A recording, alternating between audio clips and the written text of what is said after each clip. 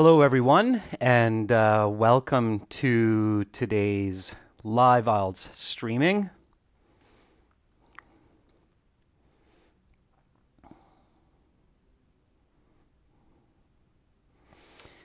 Just waiting for the stream to start up here. Can everybody hear me okay right now? And if you can see me okay and hear me okay, if somebody can please just say, yes, you can see me, yes, you can hear me. Awesome. Well, good day, everyone. Nice to see so many of you joining today's IELTS live stream. I am Adrian and I am broadcasting to you live from beautiful West Coast, British Columbia, Canada. Today we are going to be talking about IELTS Task 1 and Task 2, and we will be looking at an example for each. So those of you who are following these lessons and streams, you are already familiar with some of the Task 1, Task 2 lessons that we've done, and today I'd like to give you an example starting with Task 1. So this is basically what you need to do when you get to the IELTS writing section, which is coming after the reading section. And of course today we're doing academic IELTS. So academic IELTS Task 1 is different from general IELTS. And Task 2 is pretty much the same. So IELTS Task 1, we talked about this last week. There are 6 different kinds of Task 1 on academic IELTS that you can see. Does anybody remember what the 6 different kinds of IELTS Task 1 are for academic IELTS? Does anybody know what 6 different kinds of IELTS Task 1 writing you might see when you sit the academic IELTS exam? Yep, you can definitely see a table sometimes, for sure, because you can see pie charts. What else can you see? So table, pie charts. Yeah, graph. What kind of a graph? So a table and a pie chart is a graph. You might see a line graph. Yeah, that's number 3. So pie chart, table, line graph, bar graph. What else? Yeah, you might see a flowchart. Flowcharts are usually the less common, but you can see a flowchart, so it's important that you practice flowcharts. I'll show you an example later about that as well. And you can also see a diagram. That's right, Idia. Okay, good. Excellent. Great. Yeah, a map is a type of diagram. So yeah, you can see that. A life cycle summit is a type of diagram as well. Diagrams do show a process, as do flow charts. So, okay, before we get going, just a reminder, these materials are coming from aehelp.com.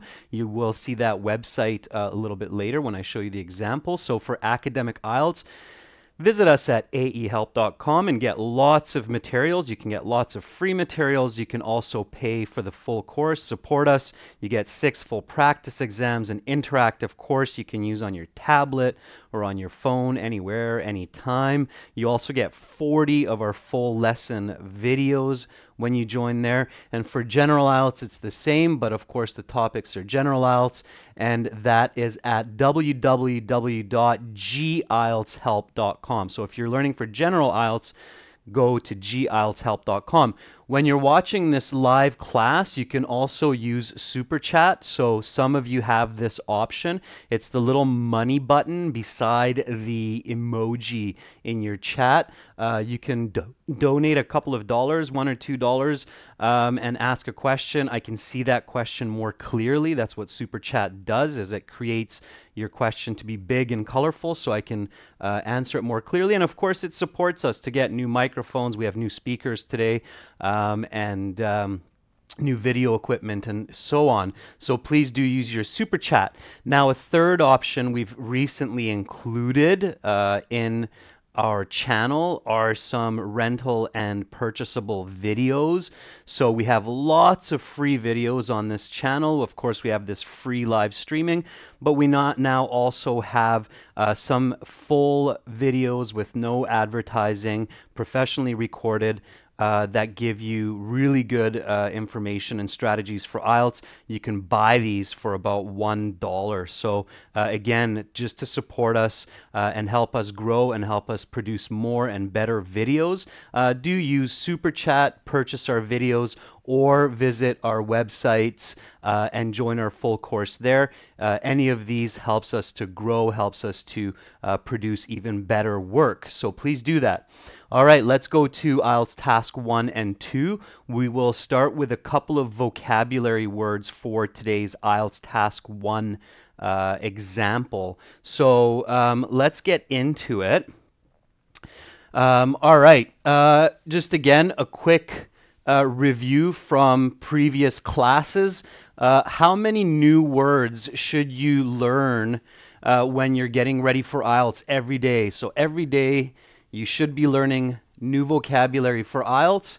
How many new words should you study each day? 3 to 5. Okay, Ankit, great. Nice to see you in class again.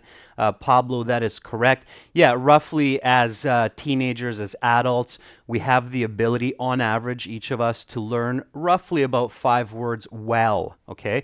You might be able to learn more, but the key is not just to learn words, but to learn them well, which means you can not only understand these words, but you can also use these words in your conversation and in your writing. Now, our websites do have lots of vocabulary for you. So when you go to our website, you can go to our blog. That's absolutely free. Our blog has different topics. One of them is 300 important words for IELTS. There's lots of vocabulary there. And if you look at the stream description, then you will see IELTS vocabulary for Task 1 blog as well. So there's a URL in there. I included it into the stream description. You can copy paste that into a new window in your browser and you will see vocabulary for Task 1. Now, let's do a little bit of vocabulary here for some practice. So the first word I'm going to put up here is the word fluctuate. Okay, does anybody know what fluctuate means? So what is the meaning of fluctuate? When you're studying vocabulary, first step, write down the word, give the definition. So what does the word fluctuate mean? It's a nice piece of vocabulary for your IELTS Task 1. Okay, so some of you are saying not stable. So the opposite of stable, right? That's nice paraphrasing. It's an antonym negative. So not stable. Yeah, and somebody else said to go up and down, so move up and down. Sure. Not constant, changing. That's a good way to say it as well. All right, so fluctuate, not stable, moving up and down, changing. Excellent, that's great. Obviously, you're starting to realize why this is a good word for Task 1. Irregular, that's another nice synonym there, Snehal. So dynamic is also a good synonym, utsav. Excellent. What's the word form here? So is this a verb? Is it a noun? Is it an adjective? Is it an adverb? So what form is the word fluctuate in English? Anybody know? Yeah, it's a verb. That's right, Kim Heng. That's right. So it's a verb. Don't forget to put the word form. If there are other word forms, you can include those as well. But in this case, most of the time we see it as a verb. All right, so then once we have the definition, we give an example for the word. Again, your examples need to have 3 important parts, okay? So when you're learning new vocabulary, it's very, very, very important that you learn vocabulary effectively, okay? So don't just study, study effectively. A lot of students study very hard. That's great. And study for long hours, burn the midnight oil. That's great. What's most important is that you're studying effectively, okay? So make sure to learn effective study techniques. For learning vocabulary effectively, you need to have 3 important parts to your example. So what does the example have to include? Oops, sorry guys. Yeah, there's a missing T there. So what three important parts do you need to have? Yeah, I just corrected it, guys. Thanks. Writing, talking, doing everything at once. Sometimes I miss a letter, but thank you for that correction. So there's fluctuate. Can somebody give me an example with the word fluctuate? And remember, it has to have three important parts.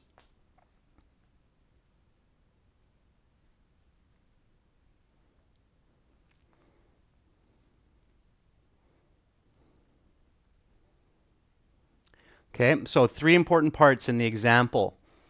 What three important parts does it need to have? So it needs to include you. Amal's got the right idea.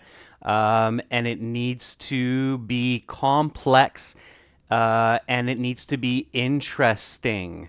So those are the three parts your example should include. Complex or compound sentence, include yourself, okay? And make sure it's interesting. So Assad says, since I've been purchasing and selling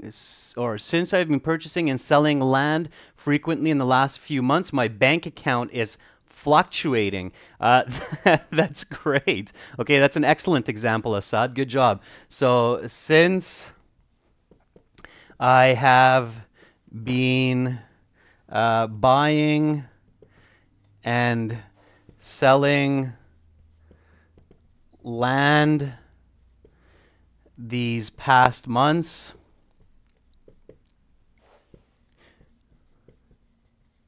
my bank account fluctuates. Okay, that is a very nice example, Assad. I wrote it a little bit differently, but your example is correct. Your grammar and everything is great. So that was a good example from Assad. Notice that Assad is using a complex sentence here. He's using the subordinating conjunction since, and he is using a comma here, which is great because we have the dependent clause first, and he is including himself, which is excellent. And it's interesting. He's talking about selling land, buying land, and the bank account changing. So that is a perfect example. That's what you need to do. That's the right way to remember new words and be able to use them in the future. So that's a very nice example here, including our word. Fluctuates. All right, now, once I have the example, what should I do after? So after I have the example, what is my next best step? So what do I need to do? And usually about 2 or 3 days later, you need to do this. Yeah, that's right, Ankit. Very good. So you're learning the material. Excellent. I hope you're doing this at home as well. So those of you who are watching these lessons regularly, I really hope that you're not just doing this during the lesson, but you're actually taking the time at home each day, at least 5 days a week, to do the same.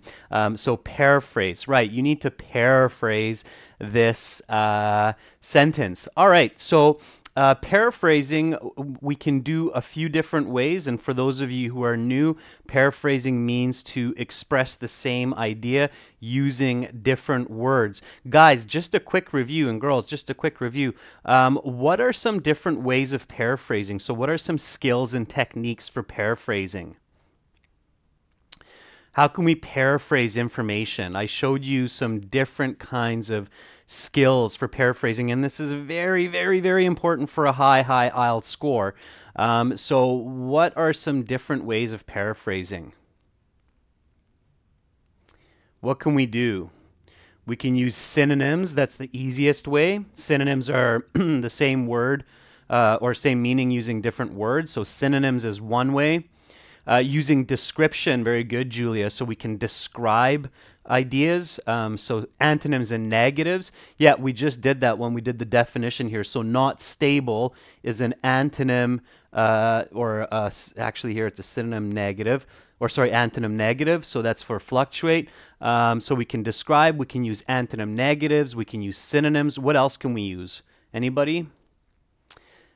We can use grammar. So utsav, when you say passive voice, that's just one way, but using present perfect or other forms of grammar. So grammar can paraphrase as well. So grammar, description, antonym negative, synonyms. What else can paraphrase, guys? There is one other way of paraphrasing. Conjunctions is a form of grammar paraphrasing. So grammar is one way to paraphrase. What is one other way? Don't forget about your idioms or expressions, phrasal verbs, okay? Phrasal verbs, idioms, expressions, that is the other way. So those are the 5 different ways of paraphrasing. All right, can somebody paraphrase this sentence for me? So can someone say this sentence in another way? So can anybody say this sentence one other way? Give it a try. My bank account started to fluctuate after I traded my land for the last month. It's kind of close, Summit. You're missing, I think, some information to make it a bit more clear. But you have the right idea. You're reversing the dependent and independent clause, which is a good start to this paraphrase. Elif, you cannot put cause in the beginning of the sentence there if you're switching around the dependent-independent clause. So you have to rearrange the grammar. It's not a correct sentence, Elif.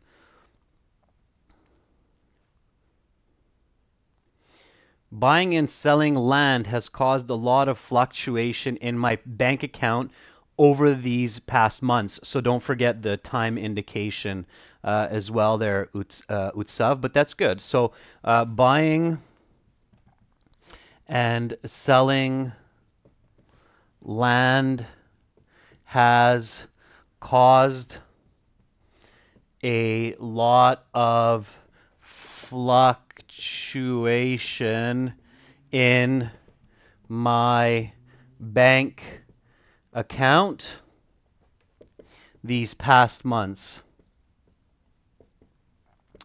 Okay, that is a good paraphrase from Utsav. Yeah, excellent. You included all of the key information. You reversed the dependent and independent clause, so you're using grammar, you're using synonyms to paraphrase. That's excellent. So there you have it. That's a great paraphrase. Again, remember to keep the original vocabulary. Everything else, change it as much as possible. Okay, excellent. Let's quickly take one more word and then we get into the IELTS Task 1 topics.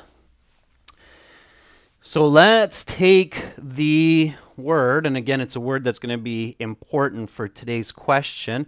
Let's take the word precipitation.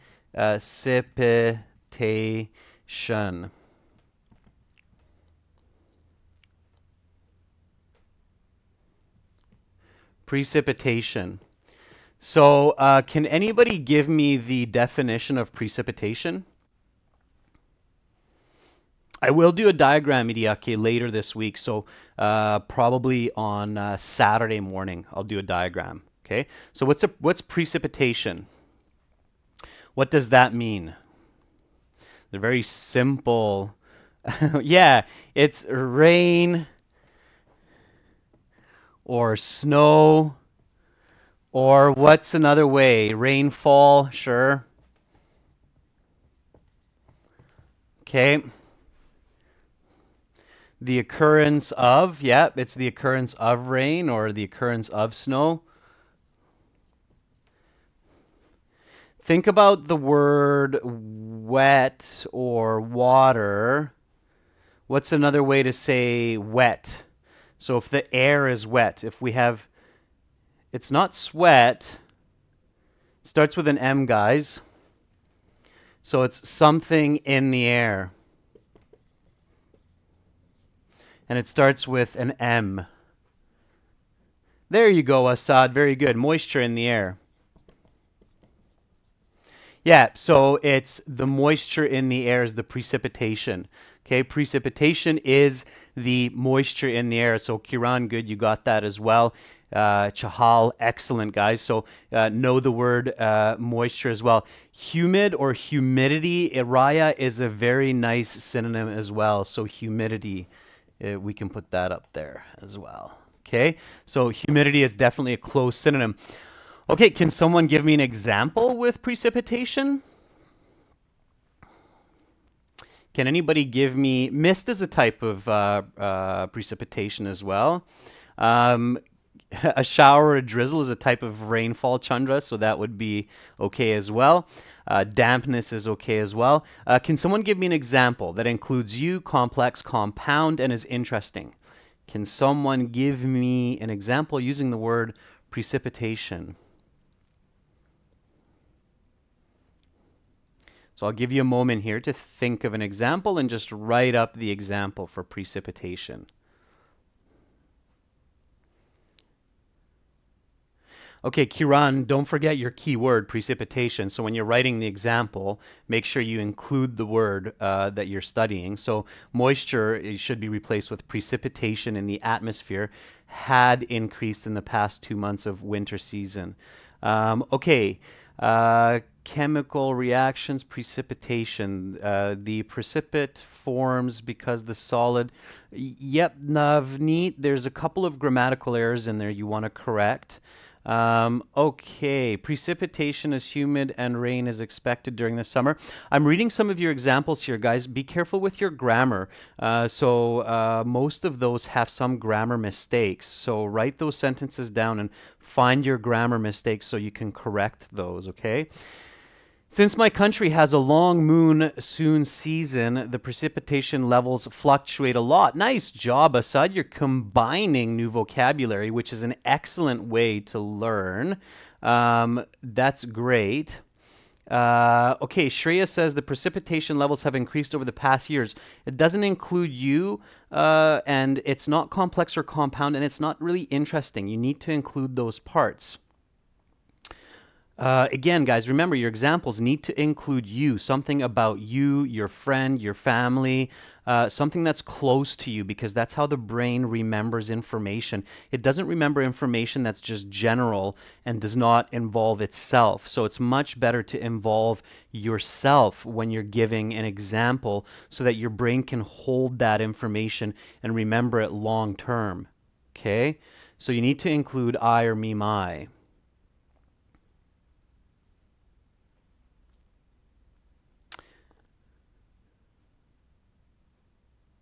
Okay, Emaine, that's much better. So early in the morning, I go to work with a lot of precipitation since we are in the winter months. Yeah, absolutely, okay? So in the morning, I go to work in a lot of precipitation because it is winter. Sure, that's okay. It's not the most exciting sentence, so again, if you can make it a little bit more exciting, that's better. But it works, so it's good. And again, Assad did a good thing too, where he included the word fluctuate somewhere in his example as well, and that's great when you're combining new vocabulary in these sentences that you learn. All right. So let's paraphrase this. Can someone paraphrase this sentence? So say it another way. Can anybody say this sentence using different words? So paraphrase this example, please. Again, practicing paraphrasing is very, very important for high IELTS scores. IELTS uses a lot of paraphrasing, so you have to practice it. You have to be able to recognize it. You have to be able to use it. I am writing my, and we will get to the specific example, but you need to really, really focus on what I'm showing you here before you even begin to attempt task 1 and task 2. Yes, Idiake, using a lot of is absolutely okay. It's a very normal English expression, a lot of. It's not slang, it's not colloquial, so yeah, you can use a lot of. Okay, Manohar says it's the precipitation annoys me a lot while I go to work in the morning. Yeah, it's good that you included the word annoys. It makes it more interesting. Um, Yesterday morning, precipitation prevented me from going to work. That's great, Mai, but you're not actually paraphrasing because you're changing the information a little bit. Due to winter weather, I have to walk to work with a lot of precipitation. That is a very nice example sentence. Rosa, I think. I can't read um, that alphabet, but I think it's Rosa. So, due to winter weather, and make sure you put a comma in here because now you're putting the dependent clause first. So be sure that you don't miss that comma. Otherwise, there's a mistake in that sentence and you don't want to lose marks for missing commas. I will do a lesson on comma use. I can see that that's important for everyone. So due to winter weather, I walk to work in much precipitation. Okay, great. That's a nice paraphrase. So again, you're paraphrasing with grammar. There's also some descriptive paraphrasing here because you mentioned the word walk. So that's nice descriptive paraphrasing and solid. Okay, so 2-3 days after you write the original one, you write the paraphrase. Now you don't just remember this word, you don't just understand it, but most likely you will be able to use it. So you can use it in your speech and you can use it in your writing. Excellent. Very good, guys. I see there are some other paraphrases there as well. Those are looking quite good, a lot of them. So excellent. Okay, let's get a little bit into some more information now for IELTS Task 1. So we have these two vocabulary. Again, remember 3 to 5 new words each day. You should increase your vocabulary by 300 to 500 words leading up to your IELTS exam. So you should begin to study for IELTS at least about 80-90 days before you sit the test. So about 3 months before you sit your IELTS exam. Focus on your IELTS studies. Register for your IELTS exam about 3-4 weeks before you sit the exam, and make sure you learn 3 to 5 new words each day. That means you can increase your vocabulary by about 400 or 500 words, important words, especially for academic IELTS, okay? So if you're going to sit academic IELTS, vocabulary is even more important because there are specific words that you need to learn for academic IELTS, okay? Such as the word fluctuate. Okay, so for task 1, we said that there are 6 different possible types. Now, when you go to university, you go to university in the West, so in the US, Canada, Australia, UK, you go to work or you go to school, you go to university. You need to know some important information about graphs and charts. Okay, most majors, mathematics, of course, biology, physics, medicine, psychology, sociology, all of these majors use statistics and diagrams. That's why they test you on this for academic IELTS, because they know that you need to have this information before you go to university. So we did an example for line graphs last week, and we talked about what line graphs use to measure. The most common mistake, okay, the number one mistake that I see students making for academic task 1 is they use the wrong language for the graph. So what I mean is students will get an example of a pie chart, and they'll use language like they're writing for a line graph. Okay, you must not do that. So you must use the correct language for the graph. So if you're talking about a pie graph, you cannot talk about it like a line graph. Okay, line graphs show continuity, change over time.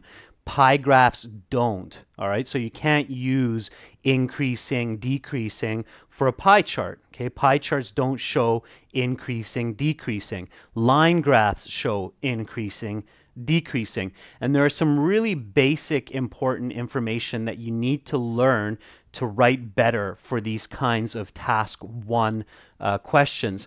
One of these pieces of information is the 4 types of measurements that we have in our human world. So 4 types of measurements.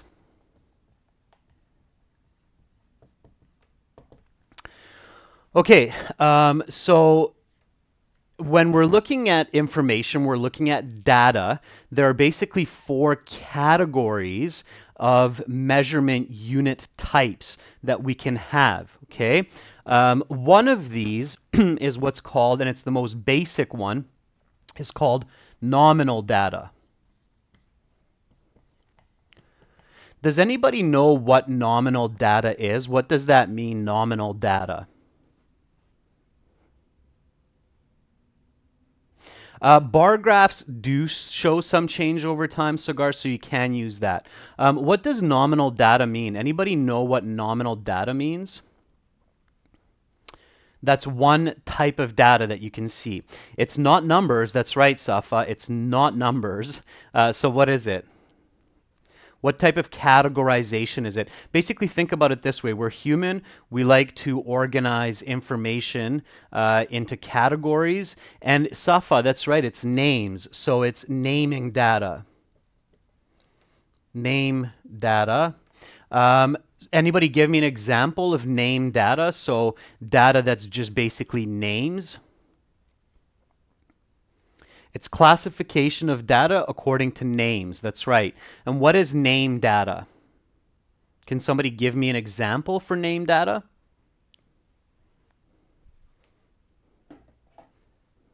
Yeah, countries would be a good one. So, for example, countries like Canada, India. Any other nominal data examples out there? So what are some other types of nominal data? Names of states, male, female. Okay, so boy, girl is name data. Colors like blue, green. So colors are name data. Exactly. Languages are name data. Food is name data. Orange is apple. So any type of names that humans have given to a category that are not identifiable by numbers is called nominal data. The next one that we have, anybody know? Does anybody know what the 4 types of data are? All information, all knowledge in the human world is divided into these 4 types of data in science. Anybody know what another one is? So we have number 1, it's nominal. Anybody know what another type of data is? Numeric data divides into 3. So number data divides into 3 different types of data. Anybody? Ordinal. Very good, Munir. So I'm looking for those math students out there or physics students. Ordinal data. Very good. So ordinal data, what is that, guys? Shreya is very good there too. So what is ordinal data? Anybody know what ordinal data is? What does that mean? So where we have, yeah, Bishal just gave us all 4 of them. If you guys are looking at the live chat, you'll see the other 2, interval and ratio. We'll get to those in a moment. And again, this vocabulary is good for your task 1 as well. What does ordinal data mean? Anybody know what that actually means? So it's categories by order. Can somebody give me an example? It's data in a sequence.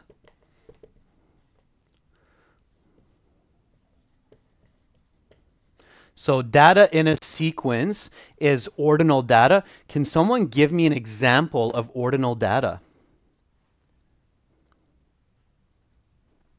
Yeah, mild or moderate server, Ahmed, is good. Yeah, if you're a computer science student, ordinal data becomes very important. Actually, all of these. Agil, very good. So first, second, third. Anything where you have a first, second, third, fourth, and so on. Okay. So a good example would be like runner's race. Okay. So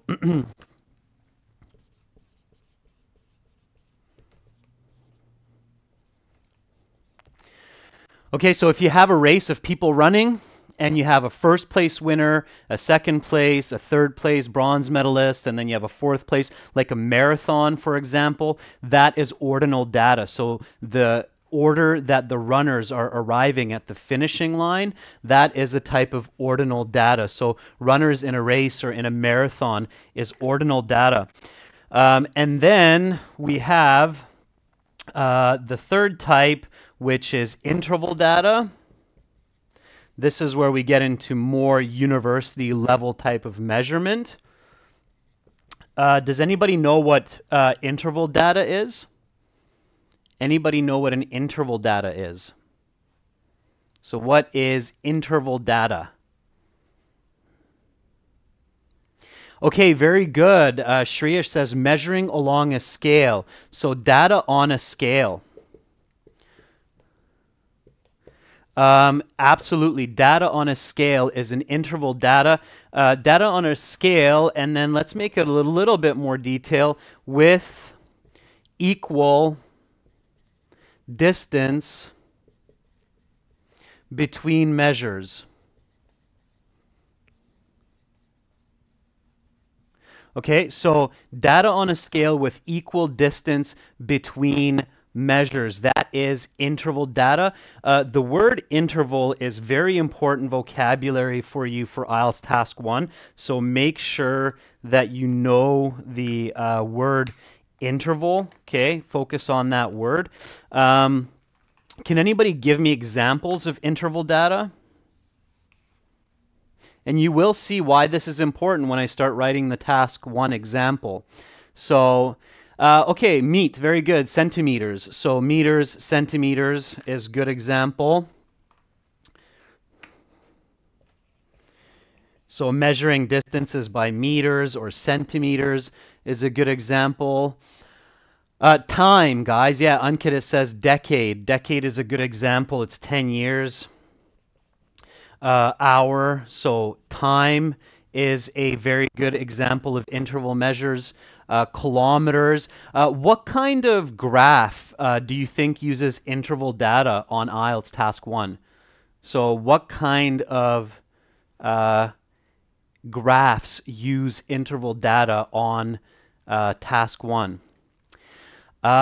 Pie charts, actually, you will see me use often ratios. Manoush, line graphs, bar graphs, tables. Yeah, exactly. And today we're looking at a bar graph example. So you will see that that uses the interval data. Not all of them, Nguyen. For example, diagrams will often use only nominal data. Okay, so not all of them. Flow charts use nominal data only. All right, or ordinal data for flow charts. So not all of them. Careful. Line graphs, bar graphs, pie charts, tables use interval data.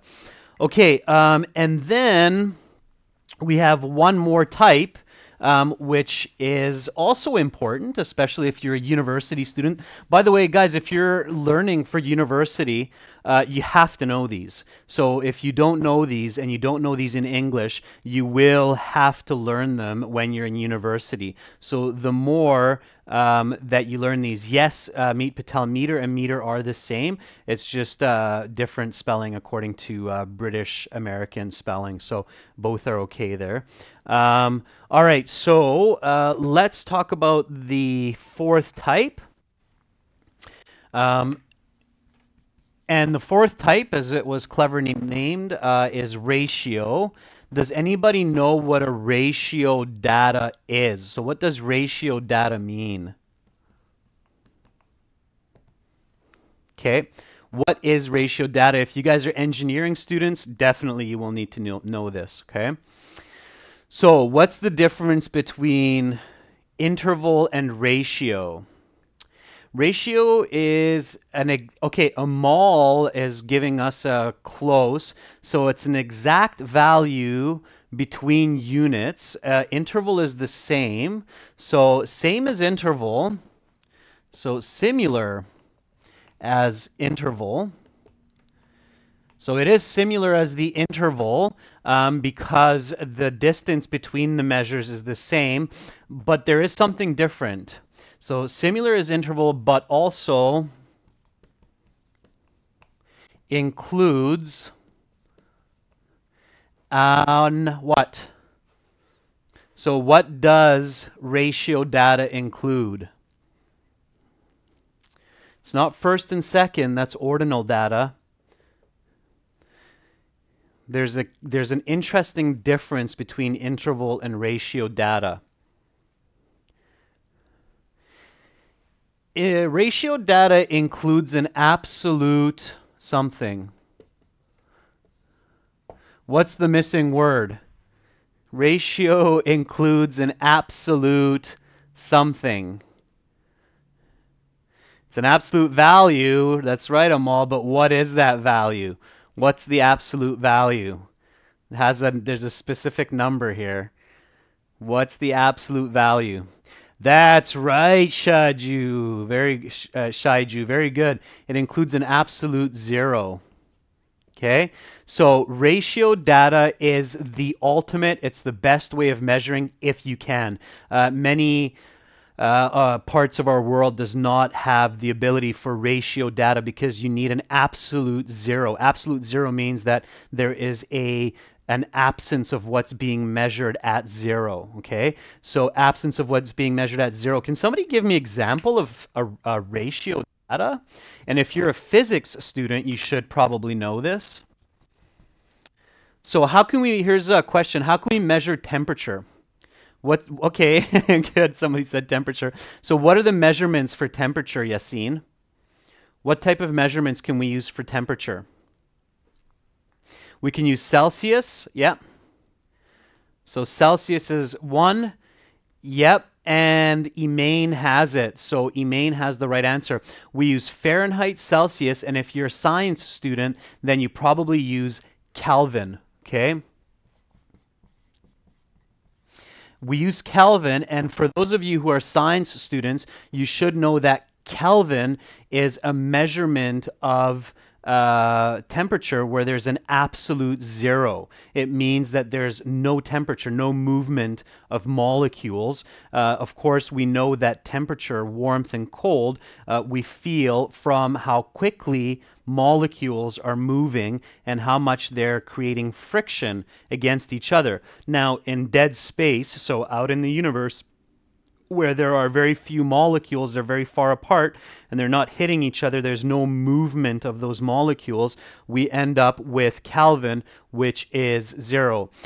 Weight, no, Navneet, weight is interval because we don't actually have 0 weight. We can't truly measure 0 weight. It doesn't kind of exist in our world of measurement. We can assume that it exists, but it doesn't truly exist. Kelvin does exist, so there's an absolute 0 there for you. Okay, so again, remember the 4 types of measurements are nominal, ordinal, interval, and ratio. Okay, all of these words are good vocabulary to know for task 1. You need to understand this so that when you're looking at your task 1 questions, when you're looking at graphs and charts, you're clear about what kind of data is being measured, okay? Ratio is a very good word to know as well. Ratios, you will often see something like 1:2 ratio, okay? That's a representation of a ratio. All right, so now that we know these 4 types of measurements and we understand it, and this is it, this is all 4, everything in our known world falls into these 4 types of measurements. And I'm not a math major. I think somebody said you're a math major. I'm not a math major, but I did learn a lot of statistics because I studied psychology in university. and that's what I'm using to teach you IELTS. I'm using principles of psychology. And psychology includes a lot of numbers and statistics also, and tables and graphs and charts. So it's a very helpful major for IELTS as well. Okay, so again, as we discussed last week we talked about line graphs. This week we're looking at a bar graph example.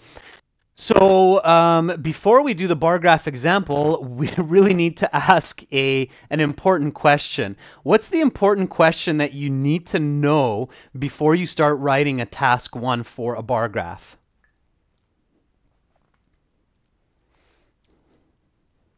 So what do we need to know, guys and girls, before we begin to start writing for this graph? Okay, Ankit is referring to critical thinking. So Ankit says what, why, how. Absolutely, guys. What, why, how. Using critical thinking is important. So what is the specific question? And Vinay says, what is a bar graph? Great. Yeah. So a more clear way even to ask that is, what do we use a bar graph for? Okay. So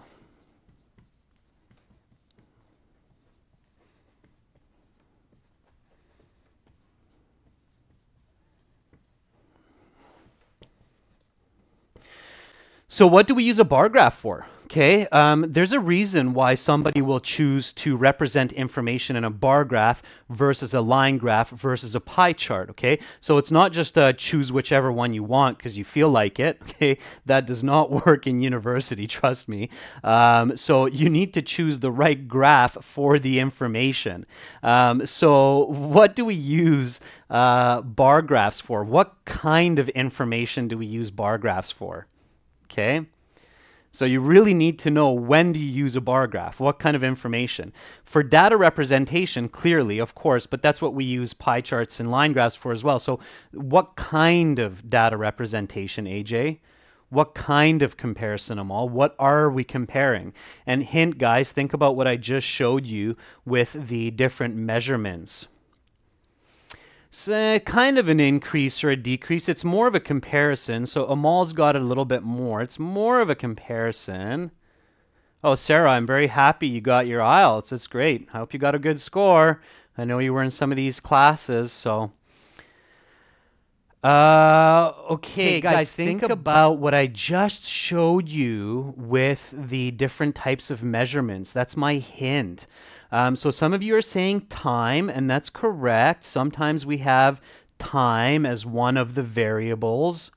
So what kind of data? There you go, Prosafa. What kind of data? We're using nominal data and... So some of you have half of the answer, some of you have the other half of the answer.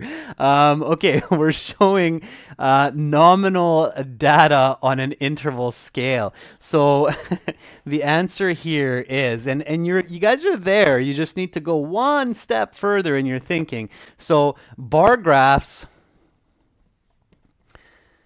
are used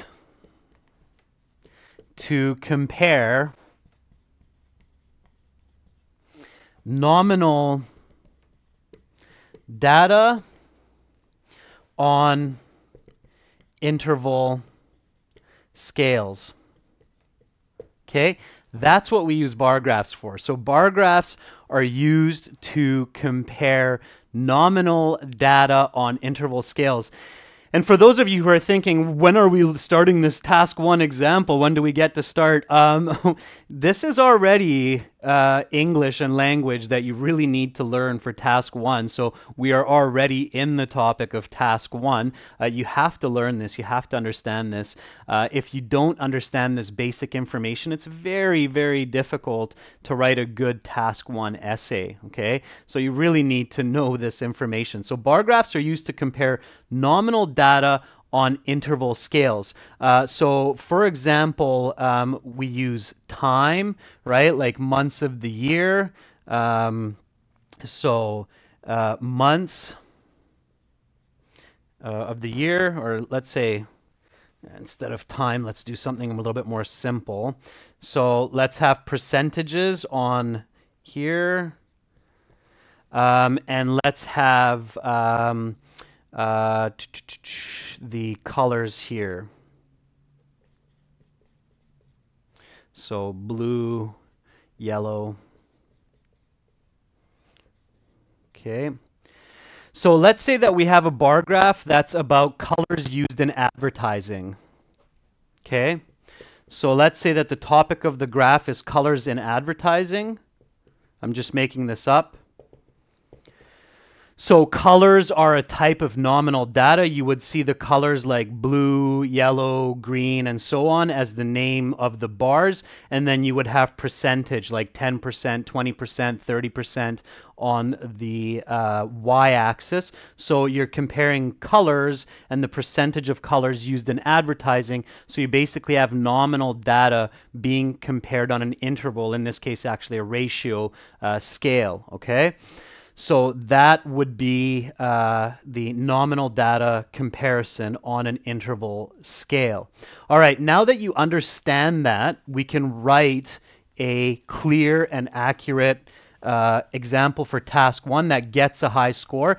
Again, everybody remember that this material is coming from our academic IELTS website at www.aehelp.com.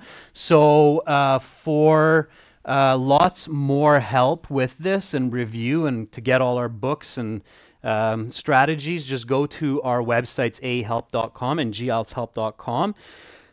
I'm going to switch over to the projector now to put the task 1 bar graph example up here, okay? And then we will begin writing for our example. So please be patient for a minute while I start up the projector and put the example on the board here. Does anybody have any questions about the different kinds of measurements or what bar graphs are used for? So anybody have any questions about measurement unit types or what bar graphs are used for? I'm going, guys, I'm going. Yeah. My name's Adrian. Okay, it looks like most of you are clear on what's happening here. So let me just fire up the projector here, and then we can get going on the example.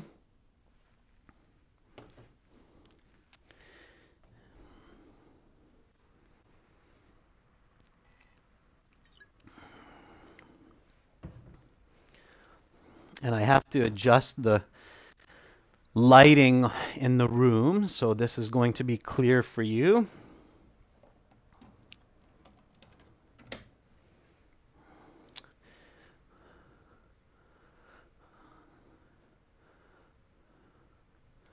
All right. Yeah, I am drinking water. That's right. All this talking is making me parched, very, very thirsty. All right, so let me do a bit of adjusting here.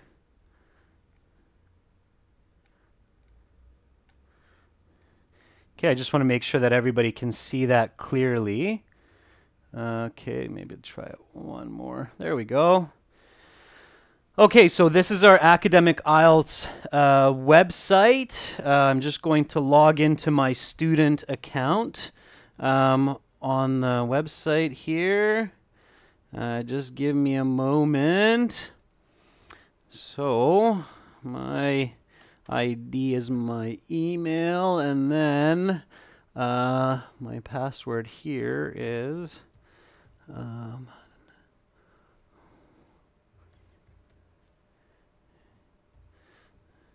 okay, so when you get our course, then you will have a My Student account like this. Our My Student account has a lot of useful functions, including a full course. Right now we're going to open up our Task 1 examples. You can write Task 1 examples on our website and you can send it to us for marking. So let's go to rainfall here. Okay, our example's coming up.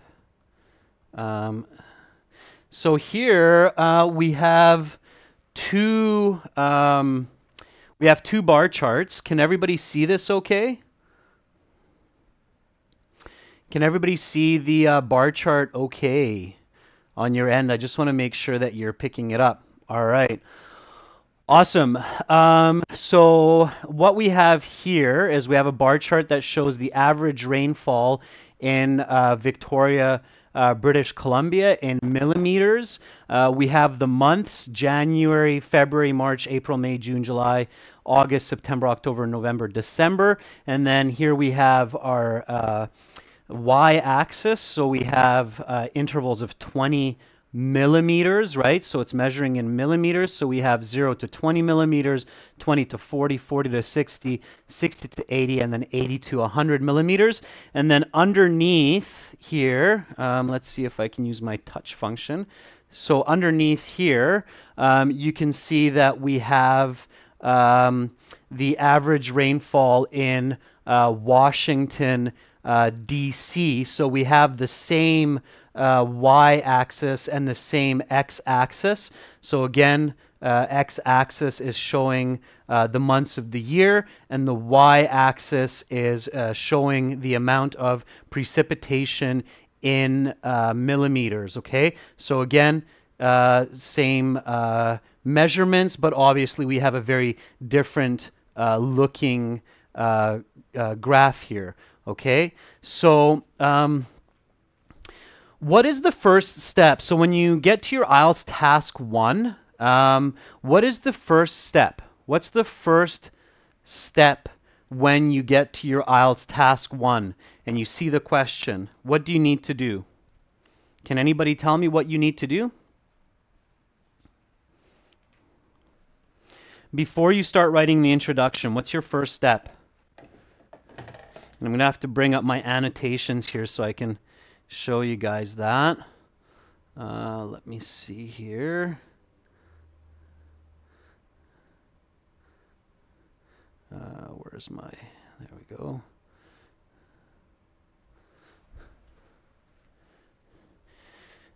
So anybody know what the first step is when, there we go.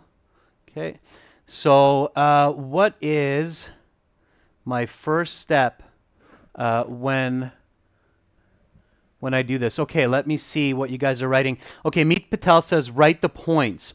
Yeah, so my first step when I get to my IELTS Task 1 and I see my question is I need to identify my points of interest. Okay, so make sure that before you start writing, don't start writing, start to identify your points of interest. Okay, so here we have our two bar graphs. What are our points of interest? What are our points of interest? Can somebody tell me what my first point of interest is for this bar graph? And we should have about 6 to 8 points of interest. Okay, so points of interest is my first step. So what's my point of interest here? Okay, the highest. So maybe this is my first point of interest here. Okay, this one. So that's my first point of interest. What's my second point of interest? Maybe this is also my first point of interest because those are the highest. Okay, those two, or even this one I can include in my first point of interest. What's my second point of interest? Maybe the lowest, right? So this could be my second point of interest. Sure. All right, so that's my first point of interest. That's my second point of interest. And I should repeat the same for the bottom one as well. So here I can see that my highest one is this one here in Washington. Okay, same with this one. It's also very high.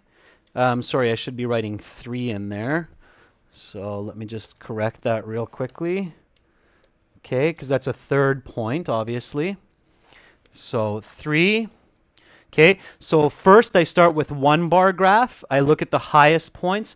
Then I look at the lowest point. Then I look at my second bar graph. I look at the highest point. And then I look at my lowest point, which is here. Okay. Now, what else should I do? So I have my highest and my lowest point on the first bar graph.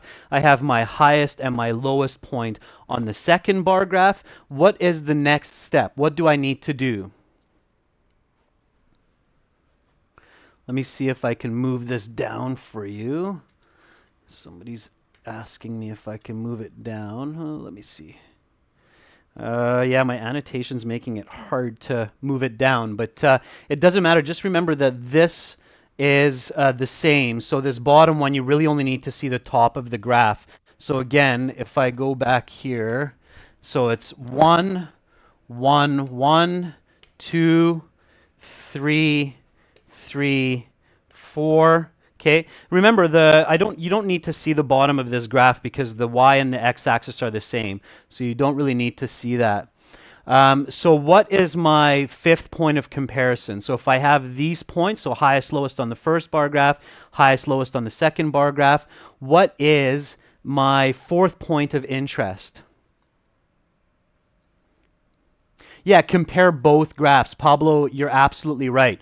So when you have multiple graphs, so when you get two graphs for your task one, and a lot of IELTS task one academic questions will have two graphs. It could have two bar graphs. It could have a line graph with a table. It could even have a line graph with a diagram. So what you need to do in many situations is look at each one separately and then compare the two. What do you notice when you compare the two? So what is different between these two bar graphs? Okay, it's not the punctuation. I think that was an autocorrect there, but the fluctuation. Yeah, so if we look at Washington, we can see that there is a fluctuation of precipitation throughout the year. So it goes up and down. It fluctuates, as where for Victoria, we see that there is this decline and then there's an incline. So it goes down and then it goes up. So the overall shape of these two bar graphs is quite different, okay? What is similar between the two? What is the same? So the trend is definitely different for those of you who are seeing that, absolutely. What is the same? So what is the same between these two? Let me see if I can move this down for you a little bit.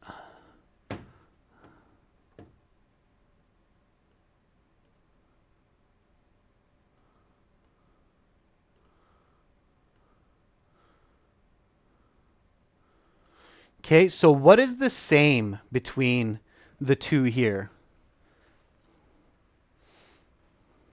Yeah, roughly the average is the same. Very good, Shaju. So you can see that the fluctuations, so the fluctuation here is like that, the change here is like that, so that is different, but the average is roughly the same. So the average is roughly equal in both.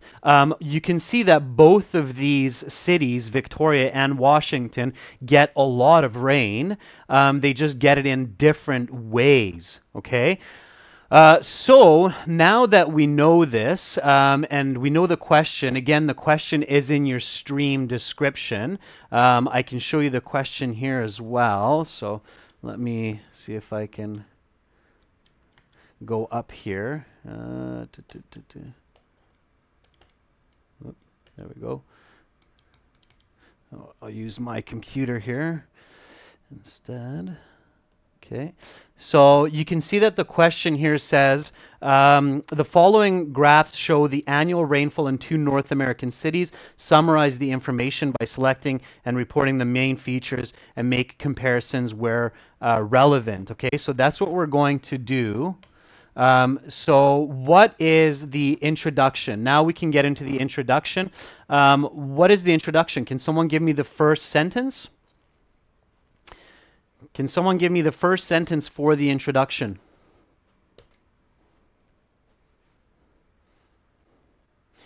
So start the sentence by these two, so be specific, bar graphs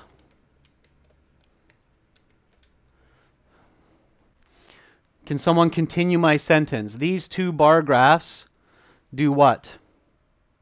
Depict. So paraphrase some of the question here. Depict because it's two. So these two bar graphs depict what? What do they depict? Yep, all those synonyms are good, guys. So illustrate or represent is fine as well. The amount and so they depict the amount and what?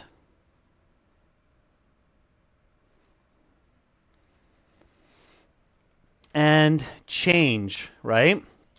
So not just the amount, but we're also seeing the change. So these two bar graphs depict the amount and change of rainfall. Yeah, and rainfall is an excellent synonym here for precipitation. So these two bar graphs depict the amount and change of rainfall where?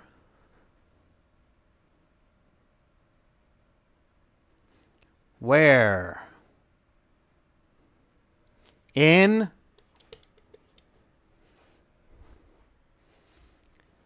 two cities. What are the two cities? Washington, D.C., yeah.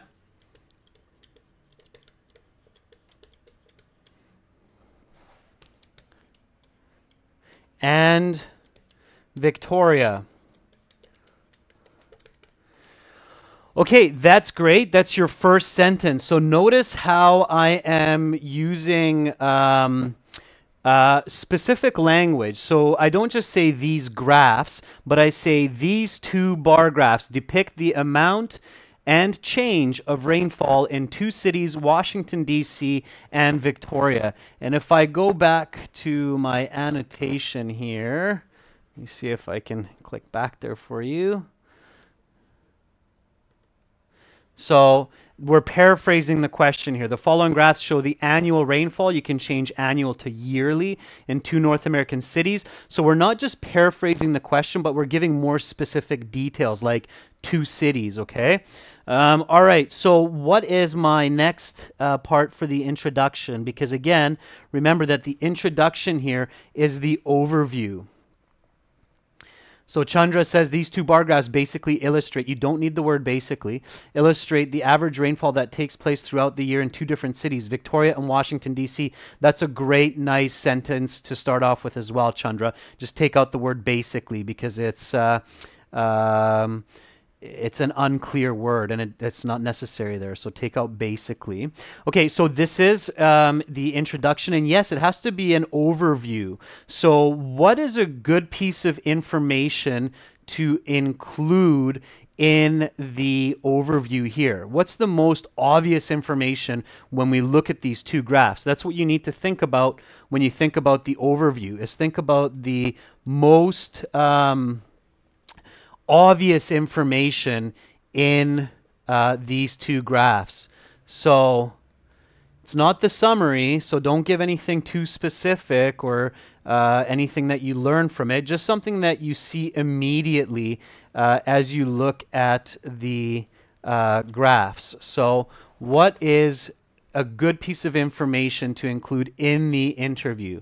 I'll switch back to the graph in a moment, guys.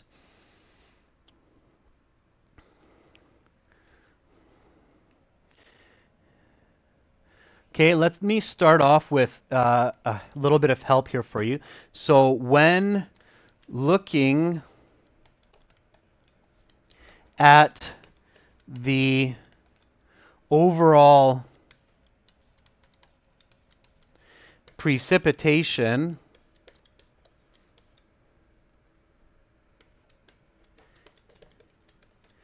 according to the y-axis,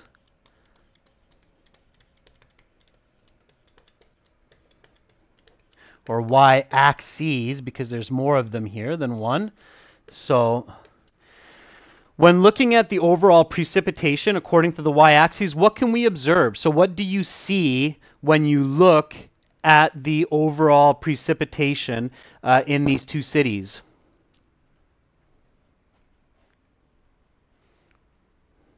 And keep it simple. You can talk about the y and x axes a little bit if you're quick at writing, but what do we see here? Don't think about the fluctuations yet because Anupamam, precipitation means rainfall. That was one of the vocabulary that we started with. Don't think about any of the details yet. Just think about the big picture here. So what can we notice right away with these two cities? When we look at these graphs, what do we notice? Keep it really simple. Again, IELTS Task 1, you don't need to be a math genius to answer these. You just have to see kind of the simple picture, okay? So you really only need to see the simple picture here. What can you notice when you...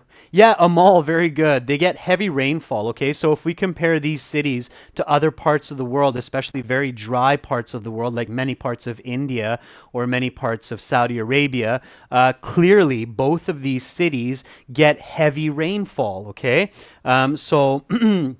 What does it mean, heavy rainfall? Well, you can name it. So heavy rainfall, anywhere from 10 to 90, close to 100 millimeters of precipitation per month, right? So that's what we notice there. So if we go back to our graph here, so when looking at the overall precipitation, according to the y-axis, it is clear that both cities experience heavy rainfall in the year. Okay, and then of course the other point that we notice, so can I go back here? So of course the other point that we notice is that when we look at these, they look different, okay? That's the other clear point in the overview, is that these two bar graphs look different. So they both experience a lot of rainfall, but differently, okay? So by observing the trend, okay, and this is still just the overview. Again, remember, it's 150 words minimum, so you should write at least 150 words. But to get those high IELTS scores, you should be closer to about 200 words, okay? So for scores that are 6, 7, 8, and of course 9, you need to be thinking closer to 200 words, maybe even a little bit over 200. Nevertheless, so this is a word of comparison here. Nevertheless, the trend in these graphs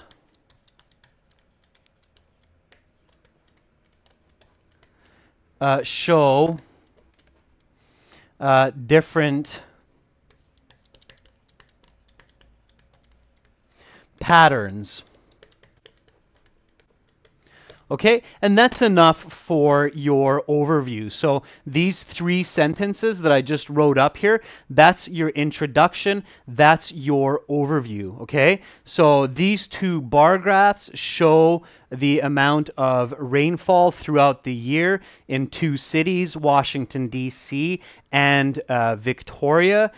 Clearly, both of these cities have high amounts of precipitation. Nevertheless, the trends in these graphs show different patterns for each city. Okay? So if you're writing something like this, then you are on your way to a good IELTS score. Okay, now you get into your second paragraph. Your second paragraph is your analyses. This is where you start your comparison and your contrast. So you get into your analyses. Again, all of this is very clearly described on our website where this question is coming from. So when you join our website, you get a step-by-step for these kinds of strategies. All right, so let's get into the analyses. So what is the first analysis here? Okay, the first analyses, as we just planned out already before we started beginning to write, this is why it's important to do this, because this makes it quick, are these high points. Okay, so these points, that's our first one. So we're looking at Victoria and we're looking at the highest points. The highest one is December. It's the only one that's over 100. Okay, and then the second two that are obviously very high are November and January. So clearly those are the late fall and winter months. Okay, so let's write about that.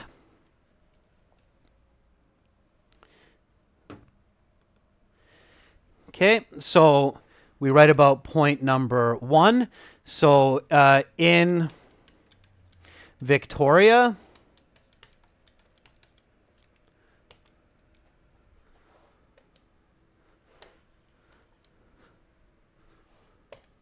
okay, actually, you know what? I'm going to switch to old school writing here. So this will go a little bit faster for us. All right. So our first sentence is in Victoria, the most rain is in December with over 100 millimeters of precipitation. And then you can continue on. The months of November and January are close second and third.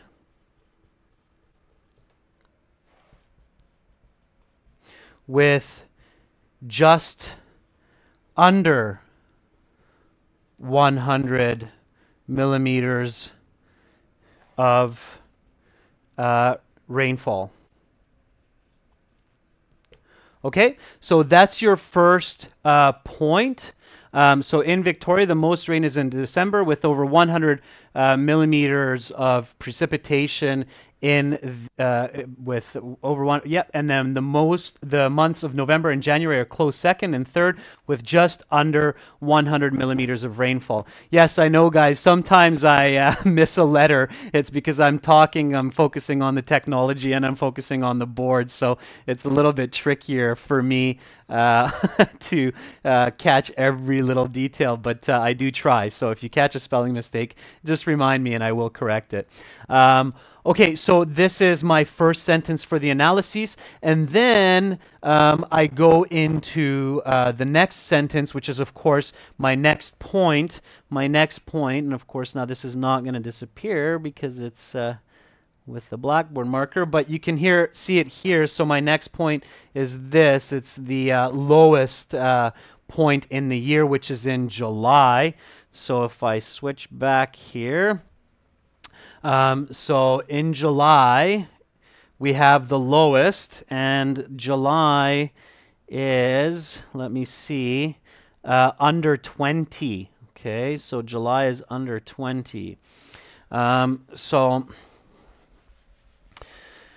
let's talk about that a little bit.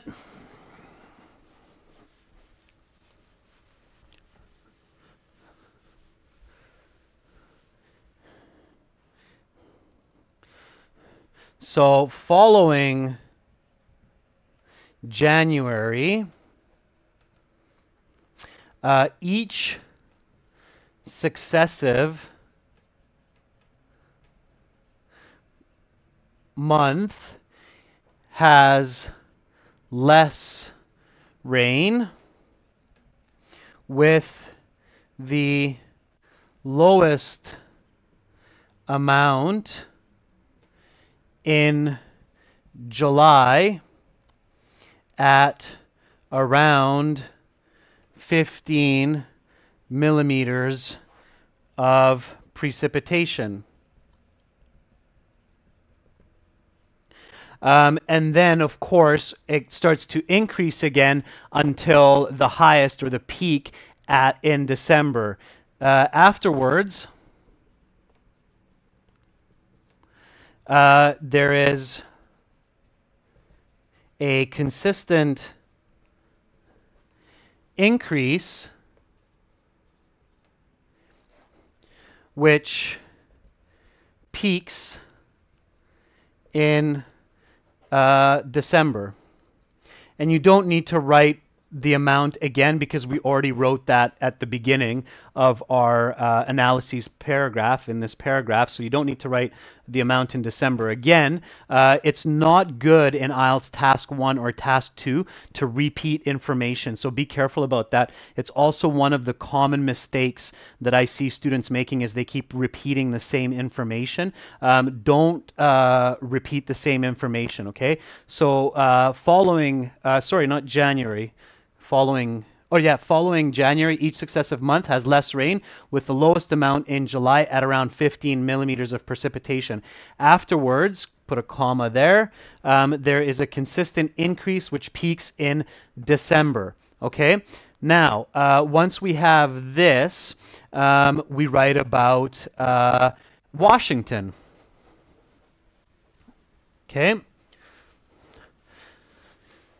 So let's jump back to our graph here. So we're looking at Washington.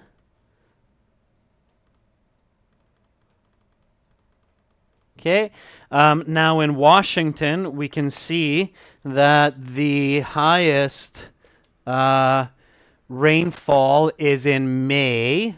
So we have our point here. And we see that there are a lot of other months, or a few other months, this one here, this one here, this one here, that also gets a lot of rain. But May is definitely the highest month. And then the lowest month we can see here is February. So what we want to do now is write about the highest in Washington and the lowest in Washington, and then we want to compare the two. Okay, so let's do that. So the highest is May at just under 100. And this is one way, guys and girls, okay? It's not the only way to write about this, these two bar graphs, but it is an effective and solid answer that I'm giving you here. Again, the most important is make sure that you do have those 6 to 8 points clearly picked out before you start writing. That will help you to write faster, more clearly, and you'll get a much, much higher score, okay? So the highest, and we can already do a bit of contrast here. So on the other hand, the highest volume of moisture in Washington is in May, with approximately 98 millimeters of precipitation. Okay, and then we can look back to see the close months. So March, July, September are also a close second, third, and fourth. So the months of March, July, and September are also close with more than 90 millimeters of rain. Okay, so the months of March, July, and September are also close with more than 90 millimeters of rain. And then now we can include, of course, the lowest,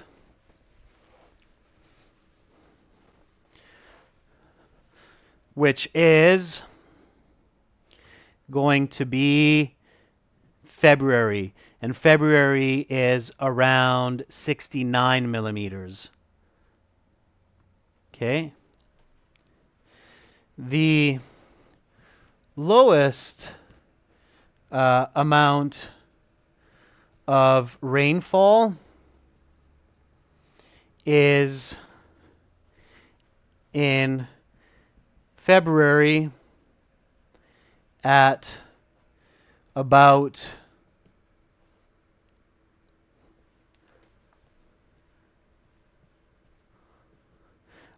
68 millimeters of precipitation.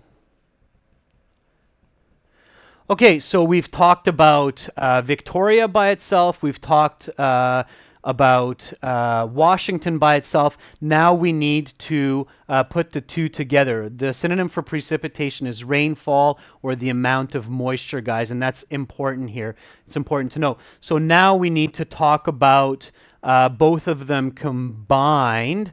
So can anybody give me a sentence where now we can look at both of them combined and talk about the similarities and the differences? So first, let's talk about the similarity. So what is the similarity? We discussed that what's similar between these two is the average, okay? So the average is, let's say, is roughly close. What is the average rainfall in these two cities? Actually a bit different, I would say. But anyway, what is the average rainfall? Anybody? Roughly, when you look at these two bar graphs, what's the average rainfall that falls in these two cities? It's actually different. So now when I'm looking at these two graphs more carefully, what is the average? So what do you think the average would be for Victoria? What would be the average in Victoria?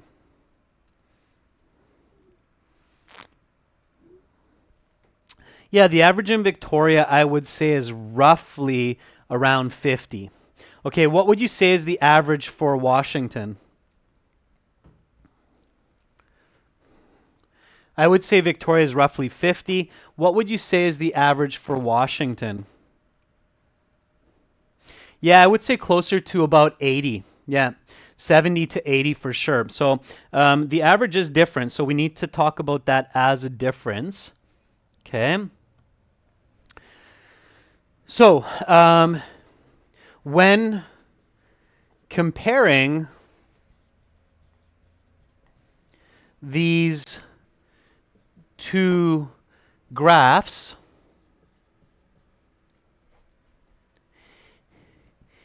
it can be observed that the average precipitation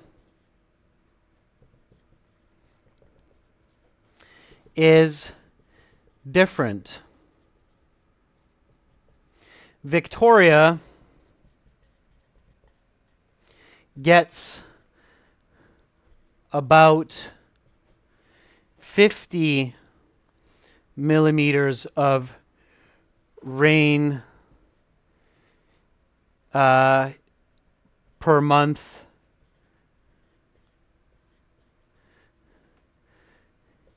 in the year, as where Washington has an average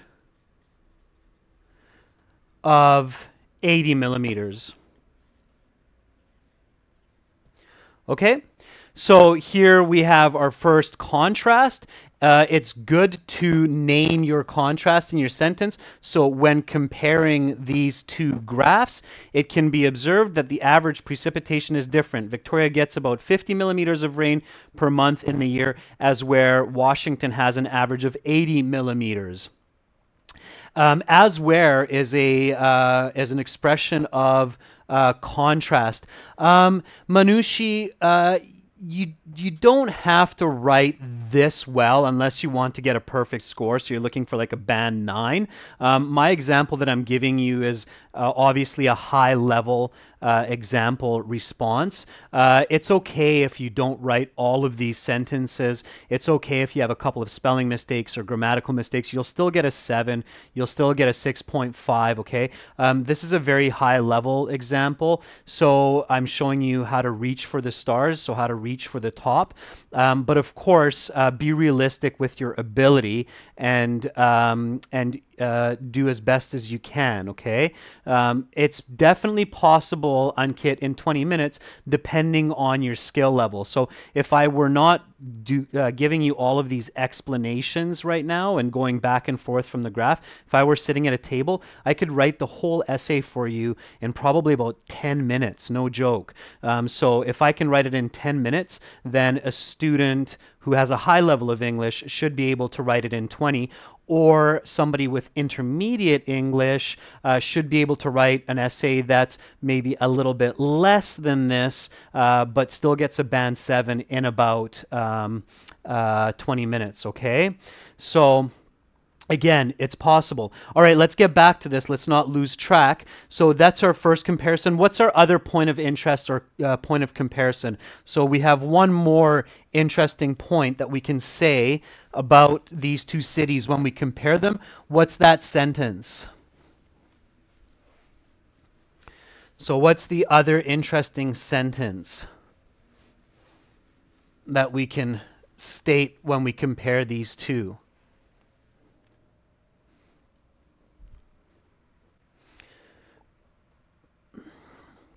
So if we look at these two, again, if we look at these two bar graphs, okay, what is the point of interest here? Okay, so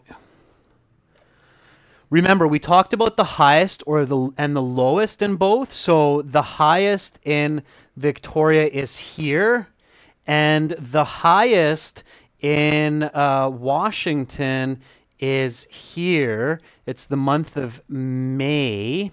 So what is different? What is clearly different about the highs and the lows in these two cities? When does Victoria get most of its rain? What time of year? What time of year does Victoria get most of its rain? Victoria, guys, not Washington. Winter, mostly winter and late fall, right? So winter time has the most rain in Victoria. When does Washington get its most of its rain? We didn't write about that. We didn't write about the actual season, Munir. So careful when you paraphrase. It's not the same as repeating, okay? And Ankit, yeah, it's springtime. It's late spring, okay? So that's one of the other big differences. So we can include this, okay? So as well, Victoria has heavy rain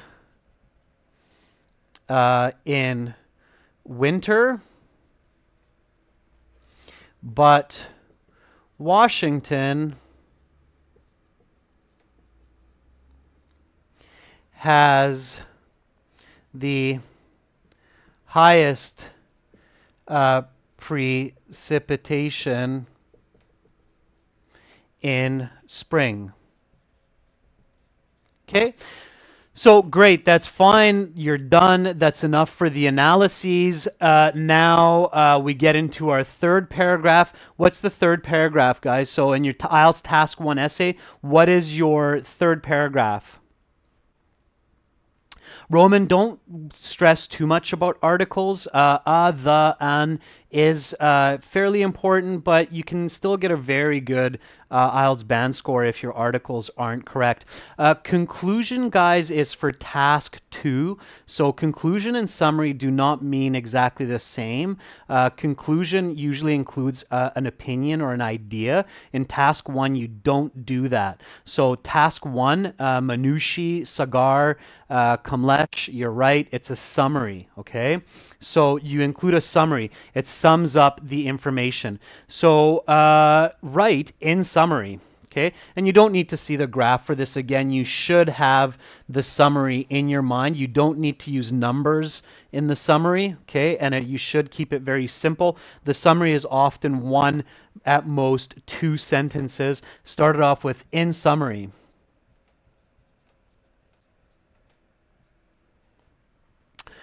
Okay, so in summary, what? What can we write for the summary here?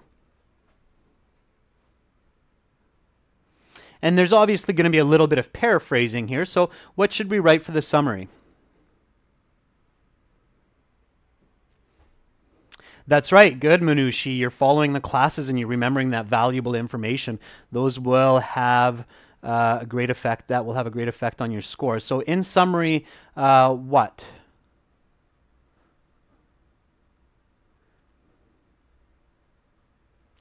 Yep, in summary, Victoria has a consistent change in rainfall,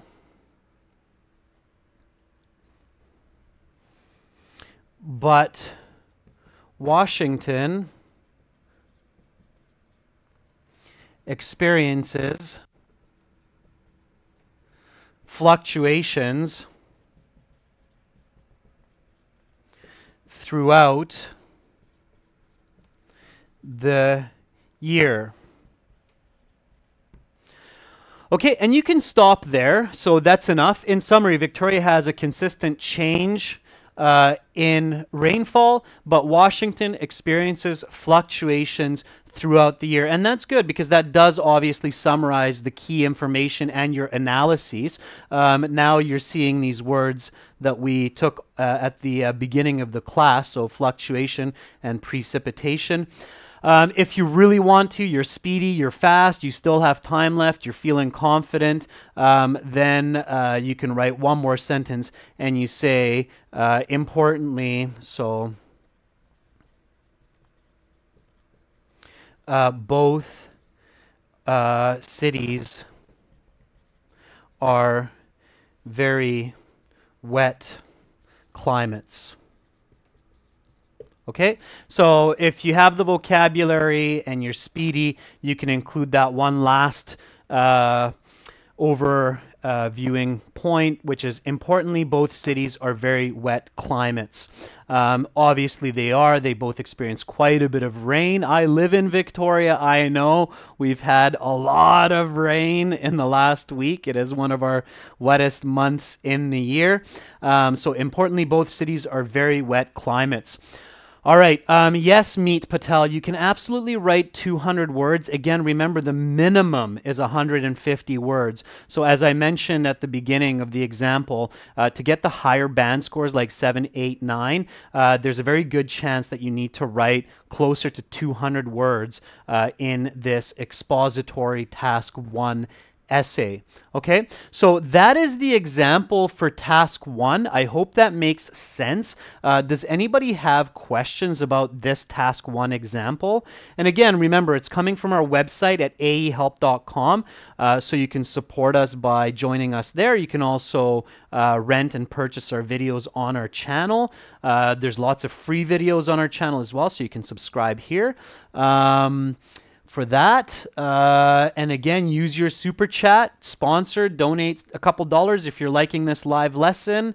Can we use American English spelling and IELTS? Absolutely, Munir.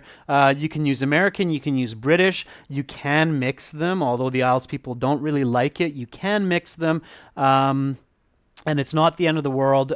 You will still be marked correctly as long as the spelling is correct.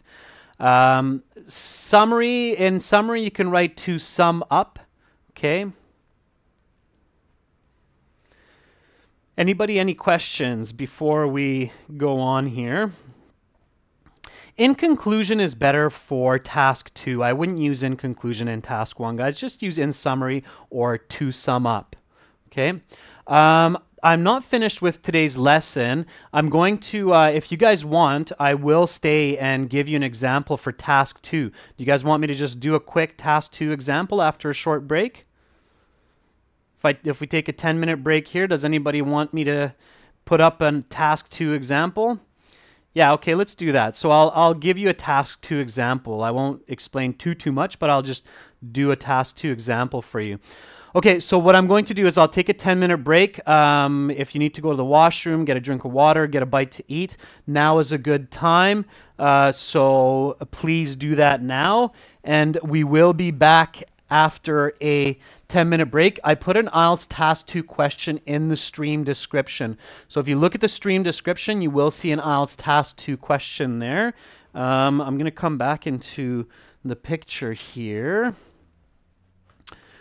So let me just adjust the light here for you. All right. So we will take a 10-minute break. Let me see, the time right now is 8:09. Okay, so 10-minute break. I don't know what your time zone is, but it's 8:10 in the morning for me, so I'll be back at about 8:20. So 10-minute break, and then we will look at task 2 example. So for those of you who are staying, I will show you a task 2 example. Not a lot of explanation. I'm just going to write. So we should be able to do it in about 30 minutes. 10-minute break now. Again, guys, if you're enjoying this lesson, guys and girls, please use your super chat. It's the $ beside the happy face emoji. Donate a couple dollars or rupees, whatever currency you're working with, if you have that opportunity. Also, make sure to check out our websites, aehelp.com for academic IELTS, gieltshelp.com for general IELTS. Subscribe to our channel. There are awesome full videos with strategies, no advertising. You can buy those for $1. And again, I know there's a lot of free content out there, but when you pay $1, you get a lot more. And also you support us. We buy new lenses, new camera gear, new computer gear, so we give you even better lessons. And again, I will be back in 10 minutes to give you a task 2 example. So thank you for watching so far. Please stay tuned, stay here, stay with me for an IELTS task 2 example coming up in 10 minutes. I'll see you guys in a little bit after a short break. Thanks for watching so far.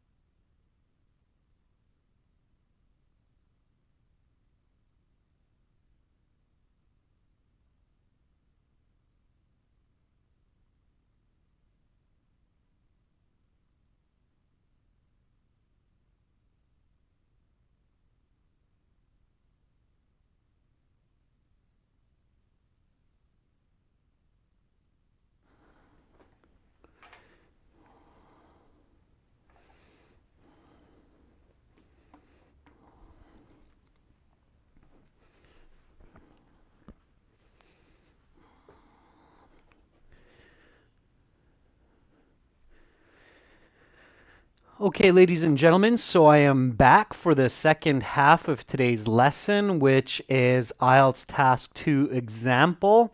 And we will get into this right away. Again, this example is also coming from our website at aehelp.com for academic IELTS. Go to www.gieltshelp.com for general IELTS. Can everybody see me and hear me okay before I get really into the lesson? Can you see me and hear me okay? Can somebody just let me know by writing up something in the live chat there? Yes, you can. Awesome. That's great. Okay, so this question that we're looking at for IELTS Task 2 is in the stream description. Can everybody see the question in the stream description for this Task 2? Is everybody able to see the question in the stream description for this Task 2?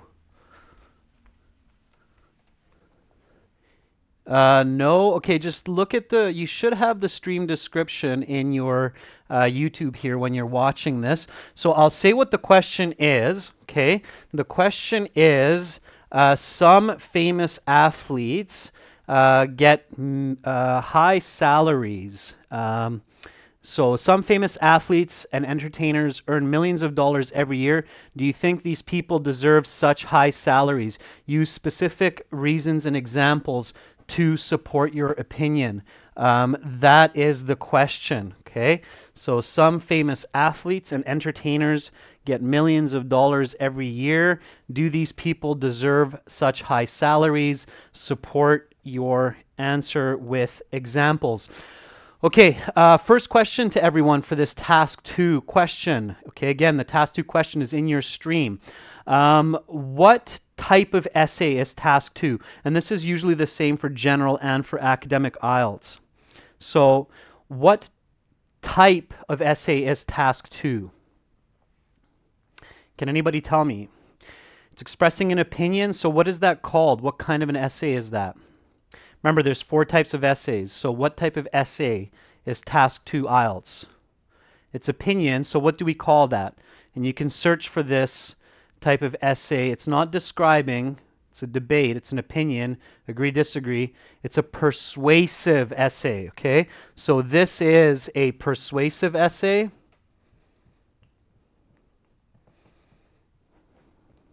So persuasive essay means that you're giving an opinion, you're trying to convince your audience, okay? You're giving them an idea and you're trying to convince them. It can be problems and solutions, it can be agree, disagree, it can be choose one side, it can be both views in your opinion, but it's a persuasive essay, okay? It's called a persuasive essay. And usually Task 2 has a specific voice. So what voice does this question require? So this question, some famous athletes and entertainers earn millions of dollars every year. Do these people deserve such high salaries? Give explanations and examples. What is the author's voice for this essay? It's not passive, it's active, but what is the author's voice? It's not first person in this case. Most Task 2 essays will be first person because they ask for your opinion. But be very careful with the question. Notice that in this question, it does not ask for your opinion as in personal experiences, okay? So it's not a first person, it's not a second person, so it has to be, it's not first, it's not second, it has to be third person. Yeah, so this is a third person voice.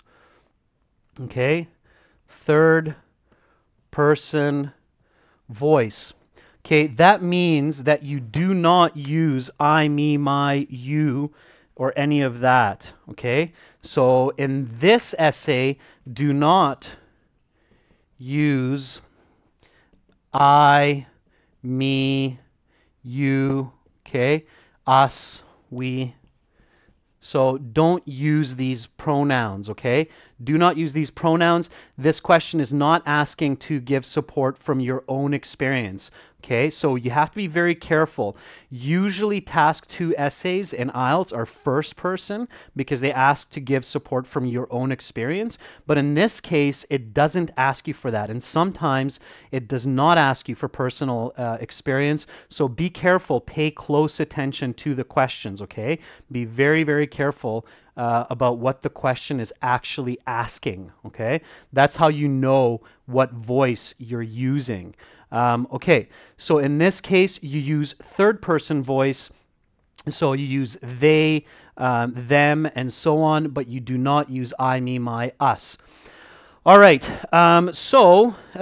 you have the question, you know it's a persuasive essay, you know it's a third person voice.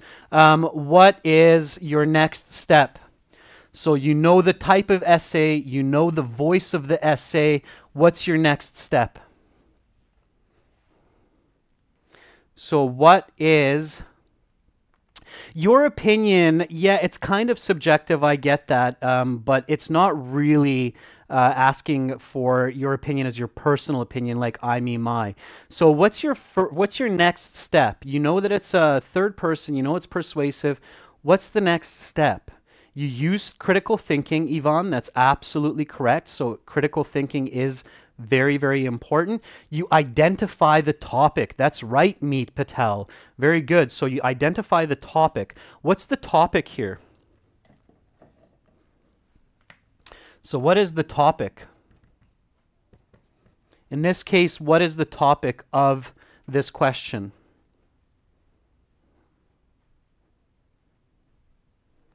Anybody? What's the topic of this question? You have to identify the topic. If you can't identify the topic, then you don't know what you're writing about. It's famous athletes, guys. Famous athletes. Okay, so the topic is famous athletes. And then what do I need to identify next? So what do I need to know next? I have my topic. What do I need to know next? Vignier, yes, you're right. So next we need to know high salaries or not. We can just also say earnings. So the controlling idea here is the earnings of these famous athletes. What do we call that? What part of that? Okay, Elif, very good. It's the controlling idea. Okay, again, to get high IELTS scores, 7, 8, 9, you have to be able to do this. You have to know what the topic is for the question, what the controlling idea is for the question. Only then can you really write a good essay. So we know the topic is famous athletes. We know that the controlling idea is the earnings of these famous athletes, whether or not they should get high salaries. Excellent. All right, so we've identified the topic. We know the controlling idea. We know it's a persuasive essay. We know that we should be using third-person voice. So one more step that you can do is just paraphrase the question if you're still not sure. But if you're confident and you practice this at home, you are now ready to write the response. The first paragraph, of course, is the introduction. Okay, you don't need to write introduction in the IELTS. I'm just giving you this so that it's clear. What is the first part of the introduction? What is the first part of the introduction? It is the hook. Very good, Ivan. So it's the hook. Yes, and the hook is important for those of you who are new. For those of you who have not seen many of these lessons, the hook is important. Don't let your teacher convince you that it's not important. It's definitely important. Okay, can somebody give me a good hook for this question? What is a good hook for this question?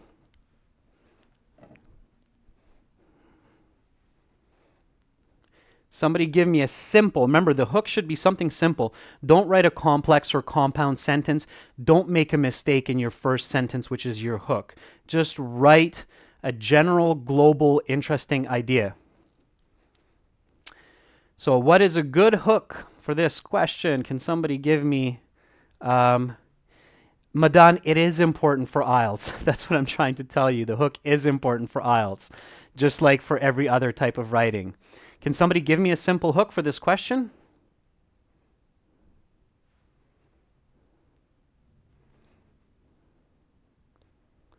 Okay, I'm still waiting for a good hook. Just something about the topic. Yeah, so, okay, that's very good, Utsav. So in today's world, sports is one of the major entertaining platforms. So sure, that's fine. That's a great hook. In today's world, sports are one of the major forms of entertainment.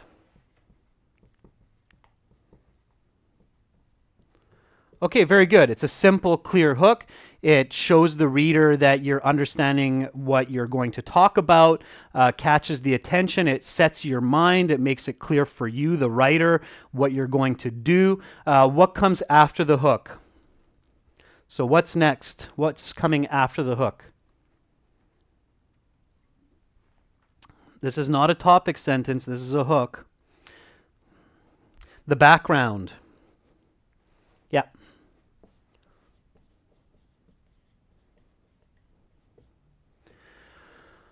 Okay, so the background includes a definition of the main terms of the question, and it also includes the importance of this discussion, right? So importance of the discussion and definition of the main term. So this is where you want to use some paraphrasing of the question. So can somebody give me a sentence that's good for the background here? Can somebody give me an example sentence that we can use in the background? So again, remember, you're trying to define the topic and the controlling idea, and you're trying to give an explanation for why this question is important. Okay? So let me start you off a little bit, give you a little bit of help. Some sports stars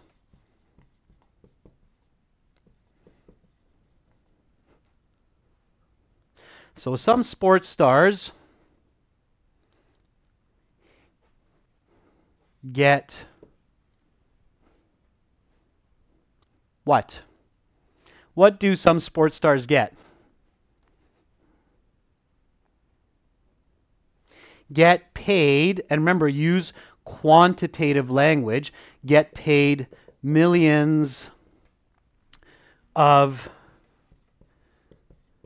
dollars every year for their performance. Okay? And then, of course, the importance of this. So some believe these individuals are not deserving of such high salaries.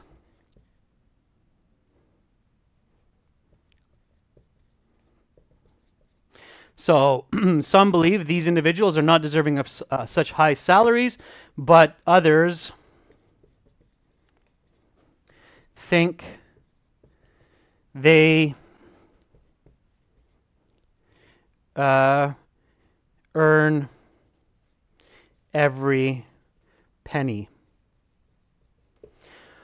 Okay, so again, there are different ways that you can write the background. This is one way. The way I wrote it, it works. So some sports stars get paid millions of dollars every year for their performance. Some believe these individuals are not deserving of such high salaries, but others think they earn every penny. All right, great. So we have the hook, we have the background, and what's the last part of the question? So what is the next part of this introduction. Anwar, very good. It's the thesis. Okay, so the thesis statement.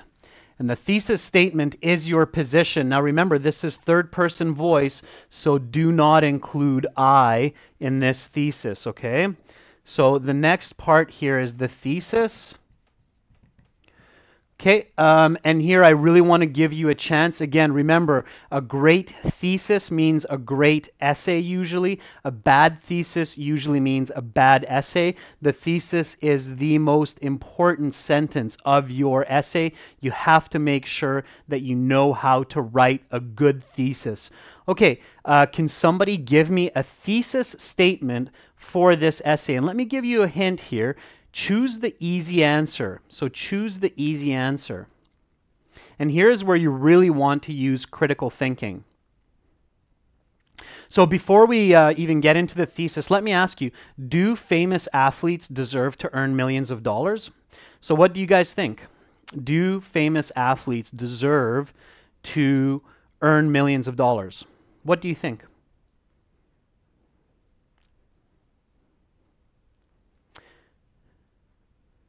Okay, so it looks like most of you, if not all of you, are saying, yes, they do, right? So don't say depends, guys. Do not say depends. If you say depends, then that usually makes a weak essay. You have to have a strong position. So choose only one side, okay? Don't sit on the fence. So yes, they do, okay? Keep your thoughts simple. Okay, and choose the easy answer. Even if you think they don't, the easy answer here is yes, they do. Okay, so think about the easy answer always. On IELTS, they really don't care about your opinion, so your job is just to get a high band score, so choose the easy answer. The easy answer here is yes, okay? Why? Why do, so again, it's critical thinking. So do they deserve high salaries? Yes, they do. Why do they deserve high salaries? So why do they deserve high salaries? And here you just need 2 good points. So think about it. If you ask 100 people, why do famous athletes deserve to get paid a lot of money? What do you think most people will say about that? So what do you think most people will say about that?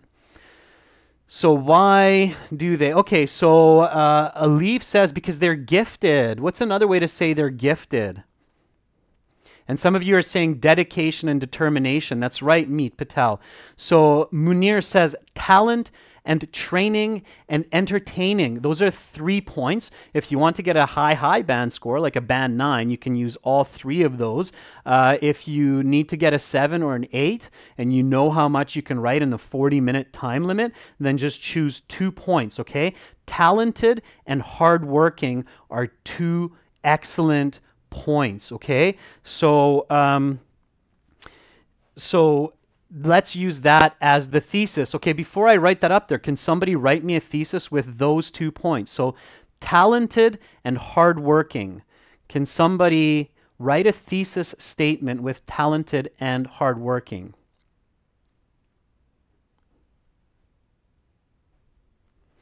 And remember, don't use I in this thesis statement. So talented and hardworking.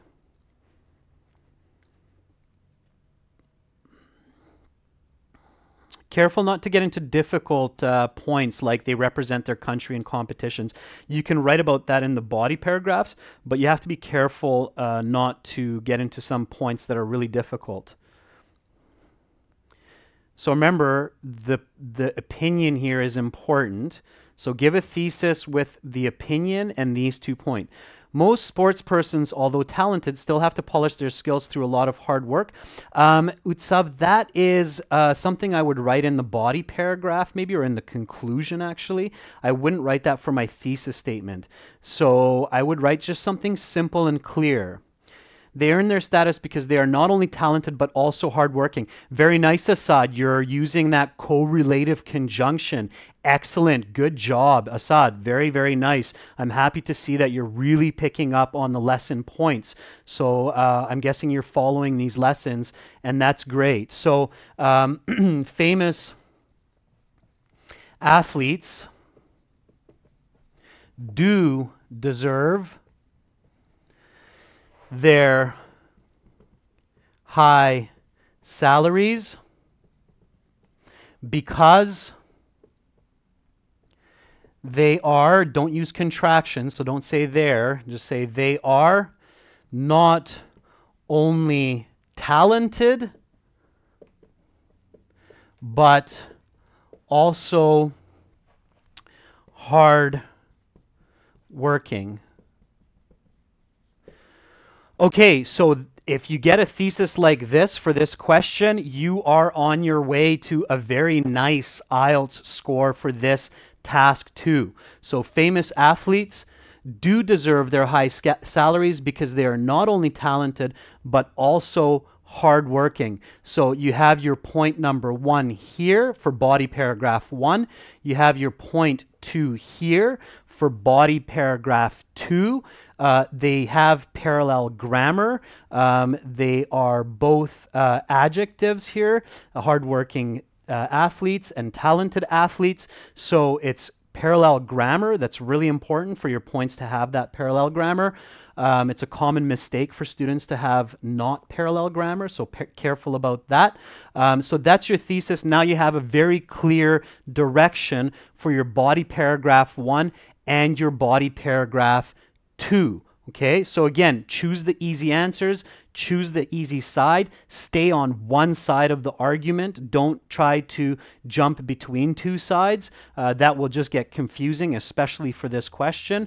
So they are not only talented, but also hardworking. Adele, that was a very nice inclusion of a correlative conjunction here, the not only but also. Again, to get those high IELTS scores, make sure you know your coordinating conjunctions, correlative conjunctions, subordinating conjunctions. If you don't know those, look at some of the past lessons on our channel, subscribe to the channel. I think last week or the week before we talked about conjunctions where we discussed using these conjunctions, okay? So now we can get into our body paragraph, okay? So here we go with body paragraph 1, which is about talented athletes, okay? So body 1, what's the first sentence of body paragraph 1? So body 1, what's the first sentence? What do we write first?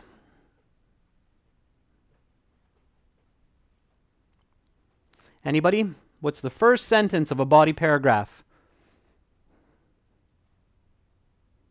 It's not a hook. Hook is the first sentence for the introduction, Caesar.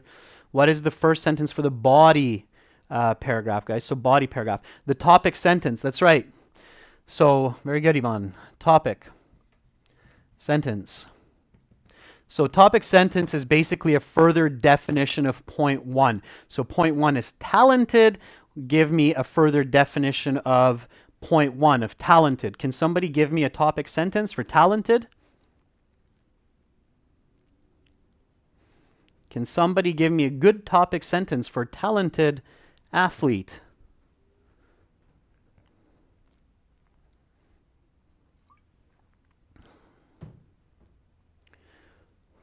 What is a good sentence for a talented athlete?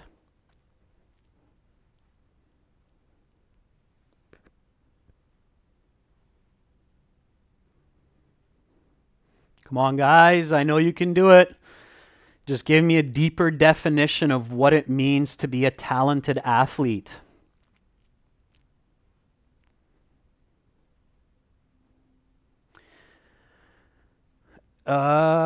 That's more of an explanation, Patel. You need to just give a simpler idea of what it means to be talented. Not all individuals are gifted with talents. That's pretty close, Madan. Just include athletes in there somewhere.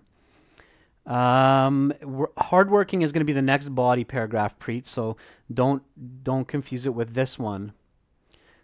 Okay. Okay, let's let me help you out here a little bit. So, well-known sports players are very gifted with certain special mental and physical skills. Okay? Now, again, if you can't come up with this level of sentence, that's okay. If you come up with something that's a little bit more simple, just include the idea of well-known sports players are gifted in some way. Okay? So they have special mental and physical skills or abilities. Can you explain this? So, of course, the next section of the body paragraph is an explanation. So, can somebody explain what that means? So, what does that mean? What does it actually mean to be gifted or talented? So Utsav says, most athletes rise to the ladder of success not only through their talent, but also through the sheer amount of hard work. You don't want to write that yet, Utsav, so make sure you separate your ideas. It's good information that you have, but you need to have a better system of expressing that information. So you need to simplify your thoughts. Don't overcomplicate your thoughts. Sometimes when I see students overcomplicating their ideas and writing too much information in one big sentence, it gets difficult to follow and the essay really jumps around a lot. So here, this is just body one. We're focusing only on talent. So we need to focus on talent. Can somebody explain to me what it means to be gifted or talented? What does that actually mean? And think about this again critically. So think about critical approach here. So let me ask you again, if you're having trouble thinking and collecting your ideas, your next best step is just ask questions. Ask yourself questions. Okay, Julia, very good. They perform much better than most people in some kind of sport or skill, right? That's what talented means. That it means that you're one of a few people that is able to do or perform at a very high level. Okay, the idea of talent exists because it's unique. Okay, so give me an explanation with that, right? So yes, absolutely, Ayman. This makes them more distinguished. Yeah. So well-known sports players are very gifted with certain special mental and physical abilities. They are able to perform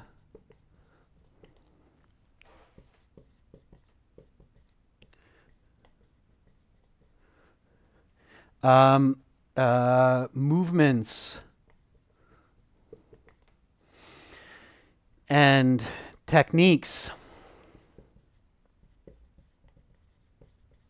at a very high level, which few others can attain. Okay? So that's the explanation of talent. They can do certain skills, they can perform in certain ways that few of us are able to do, okay? And for this, they are recognized, okay? For these unique talents, they are recognized and selected for world-class teams. Okay, so again, something close to this. It doesn't have to be quite at the level that I'm showing you, as long as you're getting the same idea out. Okay, so well-known sports players are very gifted with certain special mental and physical skills. They are able to perform movements and techniques at a very high level, which few others can attain. For these unique talents, they are recognized and selected for world-class teams, okay? All right, can somebody give me the next part? What should come after this? What should come after the explanation? Anybody? What do we put after the explanation? So body paragraph starts with a topic sentence, then it goes into an explanation, and then we give the example. Okay, and again, this is not a personal example. And the reason why this question is third person is because most of us, if not all of us, should have real examples that we can use and that we don't need to use from our personal experience. That's why IELTS can ask you this question in a third person voice. Okay, so example. Can somebody give me an example of a talented athlete that has unique skills and abilities? So can somebody give me a good example of a famous athlete who gets millions of dollars because they are able to do something nobody else can do? Okay, Iman says, for instance, the neuromuscular coordination is higher and more precise than other persons. Iman, that's a good explanation, but it's not an example. Messi would be a good example. What can Messi do, or what can Tiger Woods do? Tiger Woods is a good example as well. What can Tiger Woods or what can Messi do? What is their talent? So how are they talented? And be clear, make sure you tell your reader who these people are. Don't assume that they know. I know obviously most people will know who Messi is, but you still need to explain who he is. So for instance, Messi, a famous football player who earns millions, is extremely talented. What can he do? What can Messi do that most of us can't do? Okay, so stay with the one example here. What can Messi do that most of us can't do?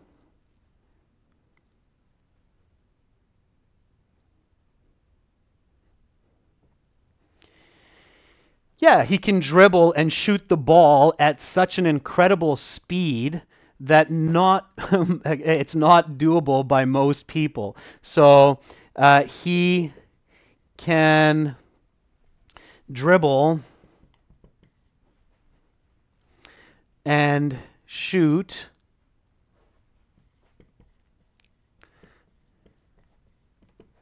the soccer ball or the football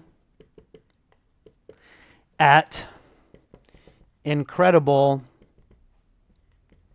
speeds, which only a few others can achieve. Sure. Okay, sure, that's great. So now what comes after that?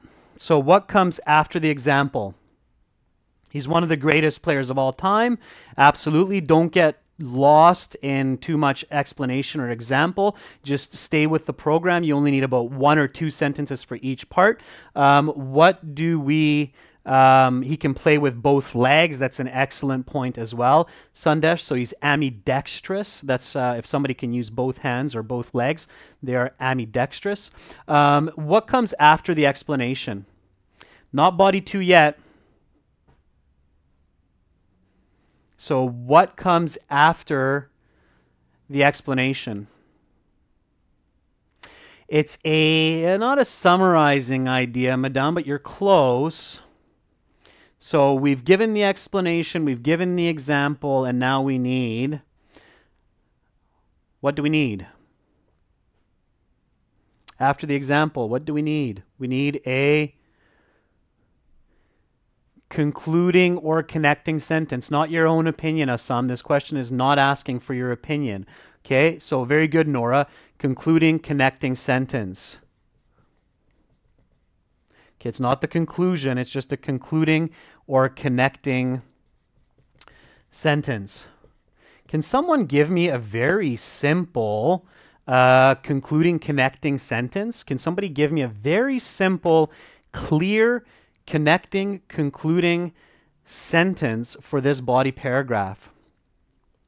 And I gave you some easy vocabulary for this kind of concluding or connecting sentence. Remember, your connecting sentence has to be about the topic and controlling idea.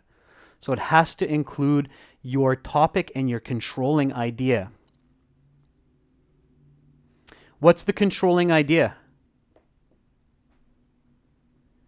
Whether or not talented athletes should be able to receive millions of dollars in high salaries, and we say that they are. Yeah, so Ayman, very good. So therefore, he deserves his high salary and price as a player. Hi, Burak. Thank you for joining. Yeah, so absolutely. So you can say, therefore, he deserves his high salary as a unique player. Sure.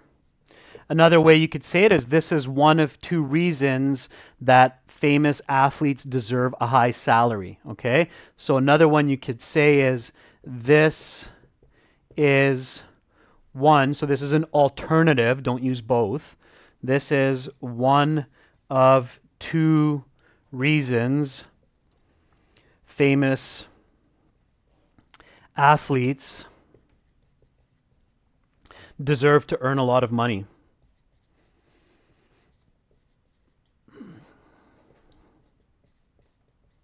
Okay, so either of these two connecting, concluding sentences will work well for your essay. All right, good. So we have body paragraph 1. We gave a nice topic, a good explanation, great example, a good connecting, concluding sentence. So now we move into our body paragraph 2. Is everybody clear on body paragraph 1? Everybody's understanding all of these parts of body paragraph 1? Does everybody get what I'm talking about here? Yeah, that's great. And this is standard, so you're doing the same no matter what the question is for task 2. Again, remember, only focus on one point for one body paragraph. It makes it much easier, and you guarantee yourself a better score in most of these cases. So again, just focus on one point here. It's talented. Okay, yeah, I can repeat the end one more time, Yvonne. So the last sentence is a concluding or connecting sentence. It should include the topic controlling idea of the essay.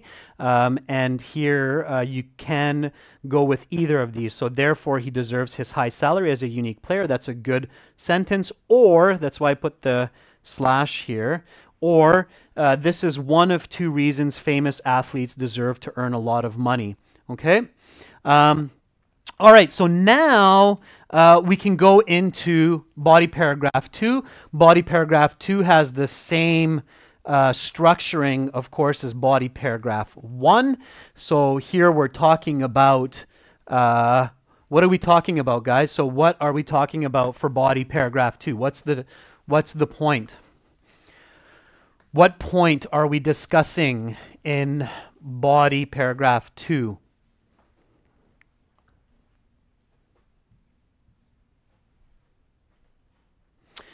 We're talking about hard work, being hardworking. Can somebody give me the topic sentence for hardworking? So again, it's just a deeper definition of the main point.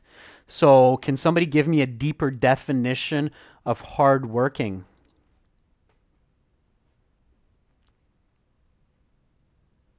Don't say nevertheless because it's not a contrast here, guys. It's an additive.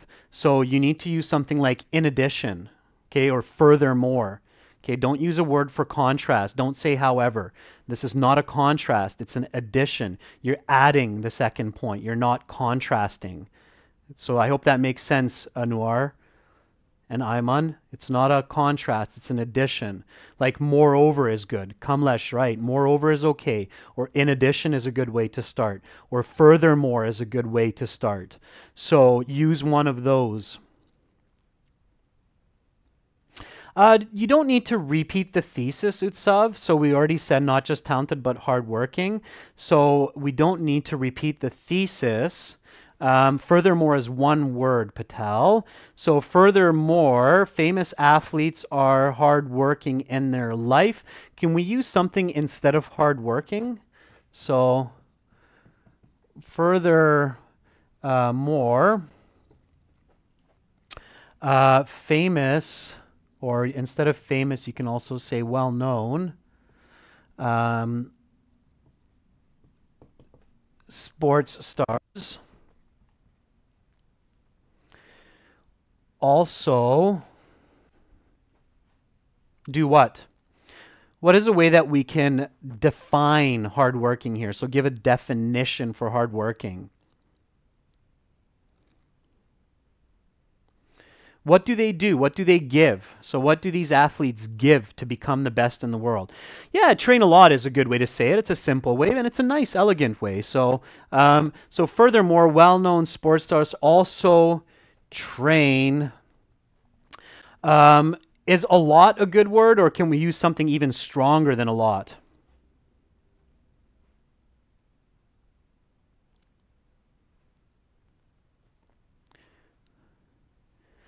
Also train a tremendous amount to achieve their level. Okay, so furthermore, well-known sports stars also train a tremendous amount to achieve their level or their levels or go through rigorous training. I see that you just put up there, Curdy. That's a good way to say it. Go through rigorous training. Okay, so we know the explanation comes next. Can somebody explain what that means? So what does it mean to train a lot? And again, remember, use quantitative language, quantitative language, quantitative language. It means numbers. It means something we can measure. Okay, so this is where you want to use your quantitative language, is in the explanation, where we can measure. Okay, so what does it mean to train a lot in some measurable way? Can somebody give me an explanation for training? Meticulous training is a bit strange, Utsav. I don't know if I'd go with the word meticulous. It doesn't necessarily mean a lot. Okay, they put a lot of effort in what they do. That's right, Preslav, but that's still qualitative language. It's quality as opposed to quantity. Somebody please write an explanation that includes some quantity. This is kind of connecting to what we talked about in task 1, where you're using some kind of data, some kind of interval. They put in a lot of hours. Okay, Utsav, can you be even more specific about how many hours? Think about Messi.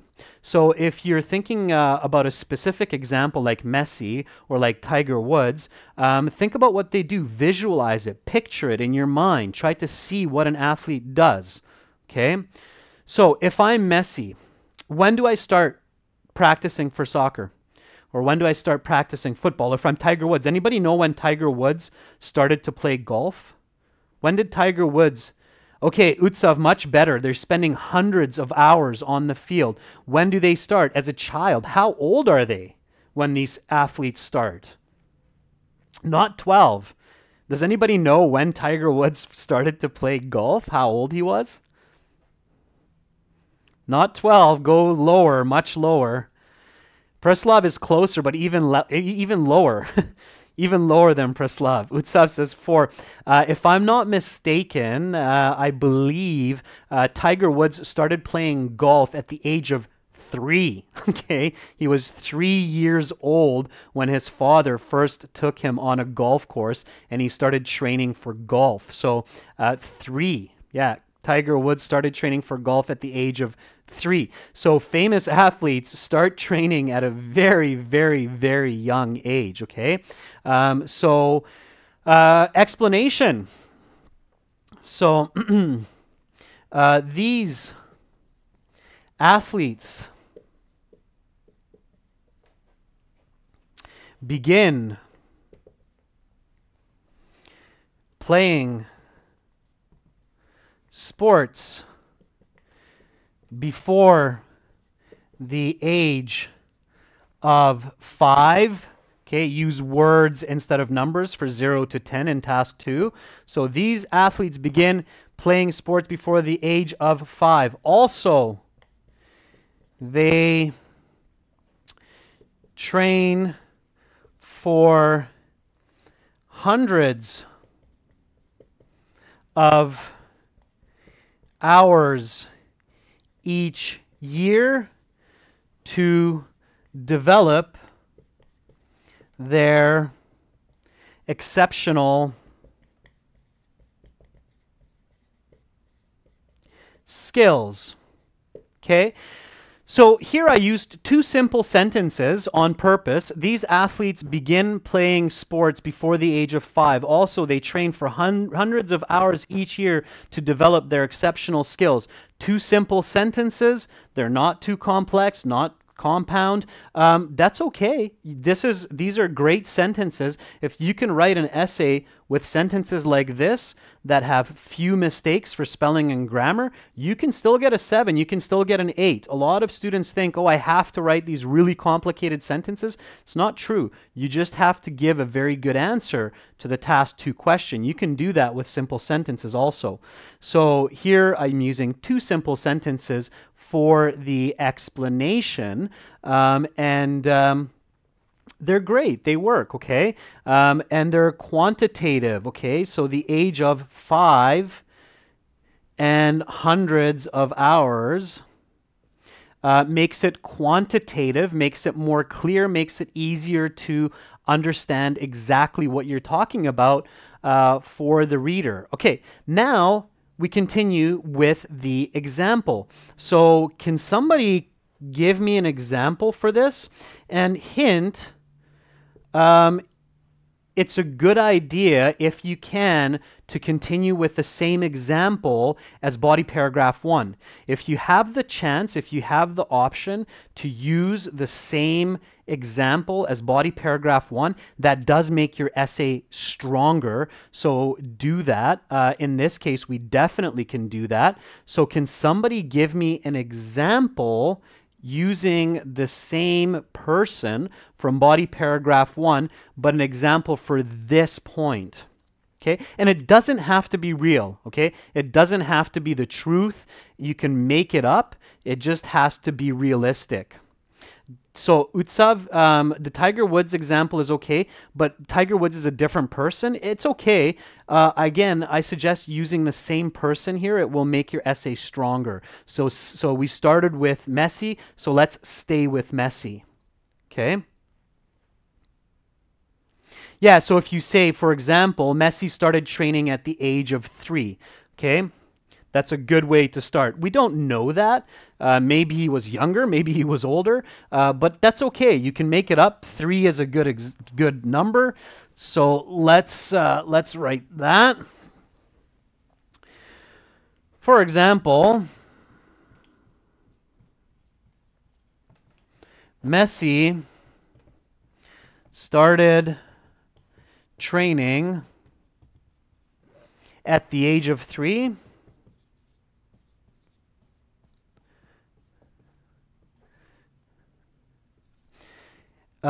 And so I'll make a coordinating sentence here. And he what? Can somebody tell me a little bit more? So again, give the second explanation. We said hundreds of hours every year. So can somebody give me a little bit more here to make it a really good example? So he started at the age of 3 and he trains. Okay, Madan, good start, trains every day. Quantitative language, how many hours? How many hours does he train every day?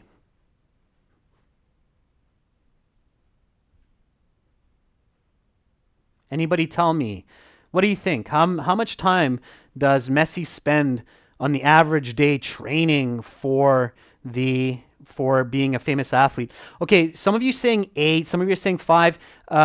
Yeah, go higher, guys. So go higher. These are professional athletes. They go to the gym, they go for runs, they go on the soccer field, they have a special diet, they do cardiovascular training, they do skills training. So go high. Don't go crazy high, but go high. The average person works about 8 hours a day. So that's full-time work, 8 hours a day. So we want to go a little bit higher. 10 to 12 hours is a good number. Okay.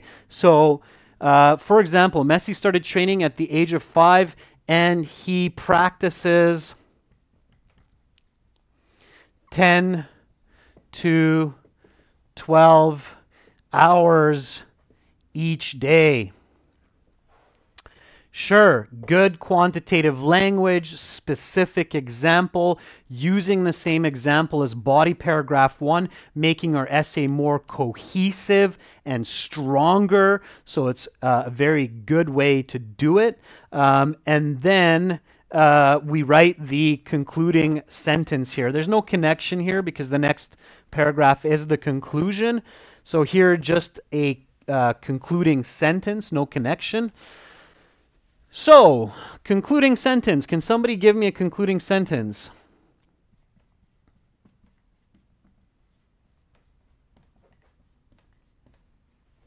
Okay. Can somebody give me a concluding sentence? For those of you who are going to sleep, I can tell it's probably late for some of you who are watching, then definitely have a good night. For those of you who are staying, keep focused. What is a good concluding sentence here? Again, remember the topic and the controlling idea.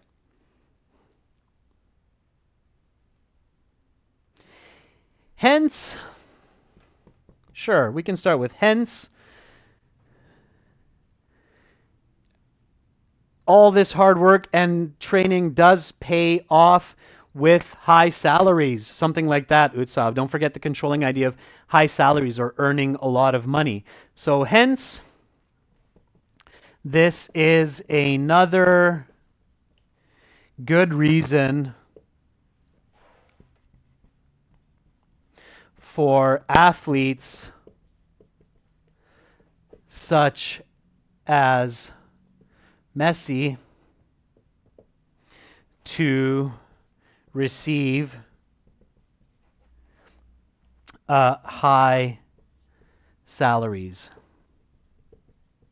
Okay, so that's a good concluding sentence. Hence, you can put a comma there. This is another good reason for athletes such as Messi to receive high salaries.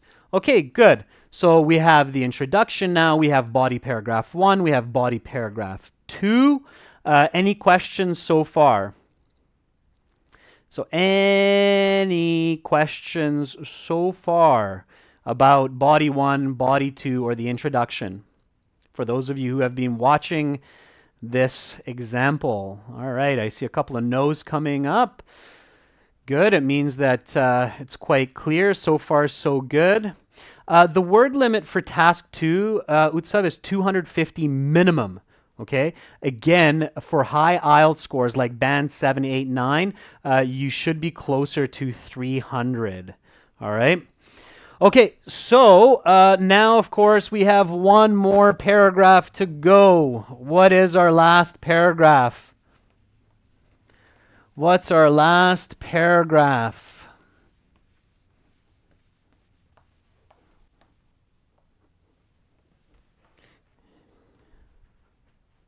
It's the conclusion, that's right. Okay, so what is the first part of the conclusion? So what is the first part of the conclusion?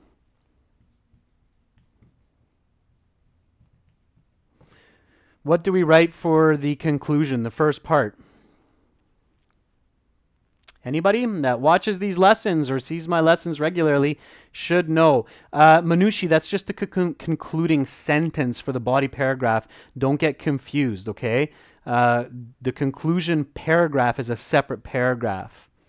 Okay, so emphasizing the thesis is the second part, Assad. What's the first part? Restate your points. That's right.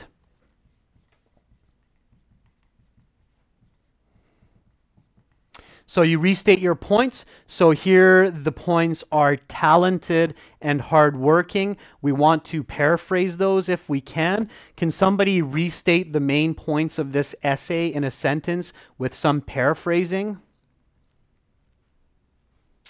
Can somebody restate the main points of this essay, paraphrasing them? You're very welcome, Preet. Thank you for that positive feedback. Okay, somebody restate the main points. And you can start with in conclusion. So begin with in conclusion. So in conclusion, what?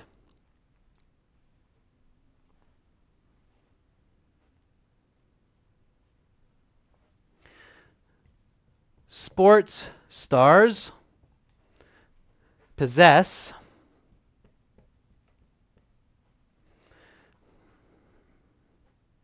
What do sports stars possess?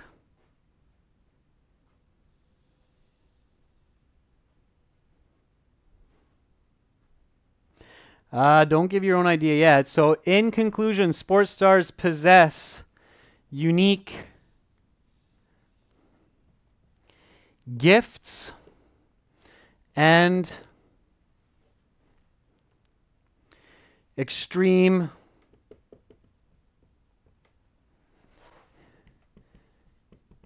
dedication for their professions.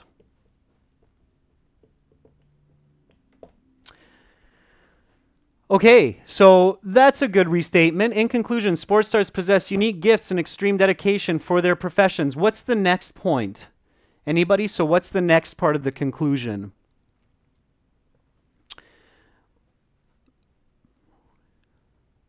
What's the next? It's 3 parts to the conclusion. So first part is restating your points. The second part is restating your position or your opinion. Okay? So it's a strong opinion. Okay? Strong opinion. Not just the opinion, but the strong opinion. Not my opinion. Don't make it a first person. Never switch the voice of your essay in the conclusion or any other part. So don't write in my opinion. So here you want to start with, therefore, they, what's the position here? What's the opinion? Therefore, they, and reward is a nice word to use here, Munir. So good job identifying that key word. So therefore, they deserve the reward of high salaries for their achievements. Sure, therefore they deserve the reward of high salaries for their achievements. So it's a strong opinion. We can probably make this stronger. Is there any way to make this stronger? Any way that we can make this stronger? We can add one word here to make it much stronger. What word can I add here to make this statement even stronger? I'm thinking of a word that starts with a D. Yeah, praslav, very nice, definitely. Or absolutely is a good one as well. I wasn't thinking absolutely, but absolutely is a great word. I was thinking definitely.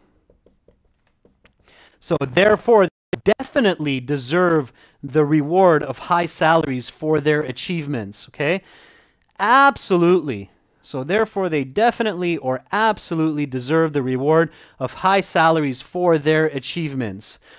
Obviously is okay as well. Yep, utsav obviously works. So definitely, absolutely, obviously, make it strong. It's the conclusion. You want your conclusion to be strong, all right?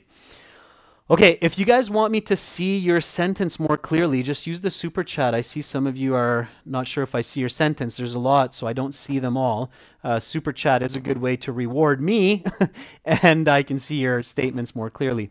Okay, so strong opinion. The last part of the conclusion is what?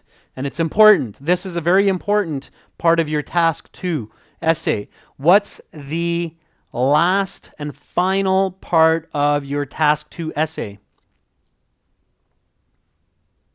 Anybody?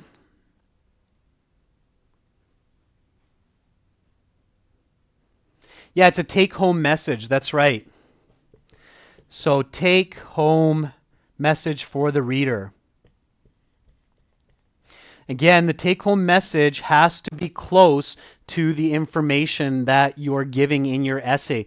Don't introduce any new ideas, okay? So you need a take-home message, and it needs to be something strong, something good. So visualize it, think about it critically. What's a good message to give to your reader here as your final and last sentence of your essay?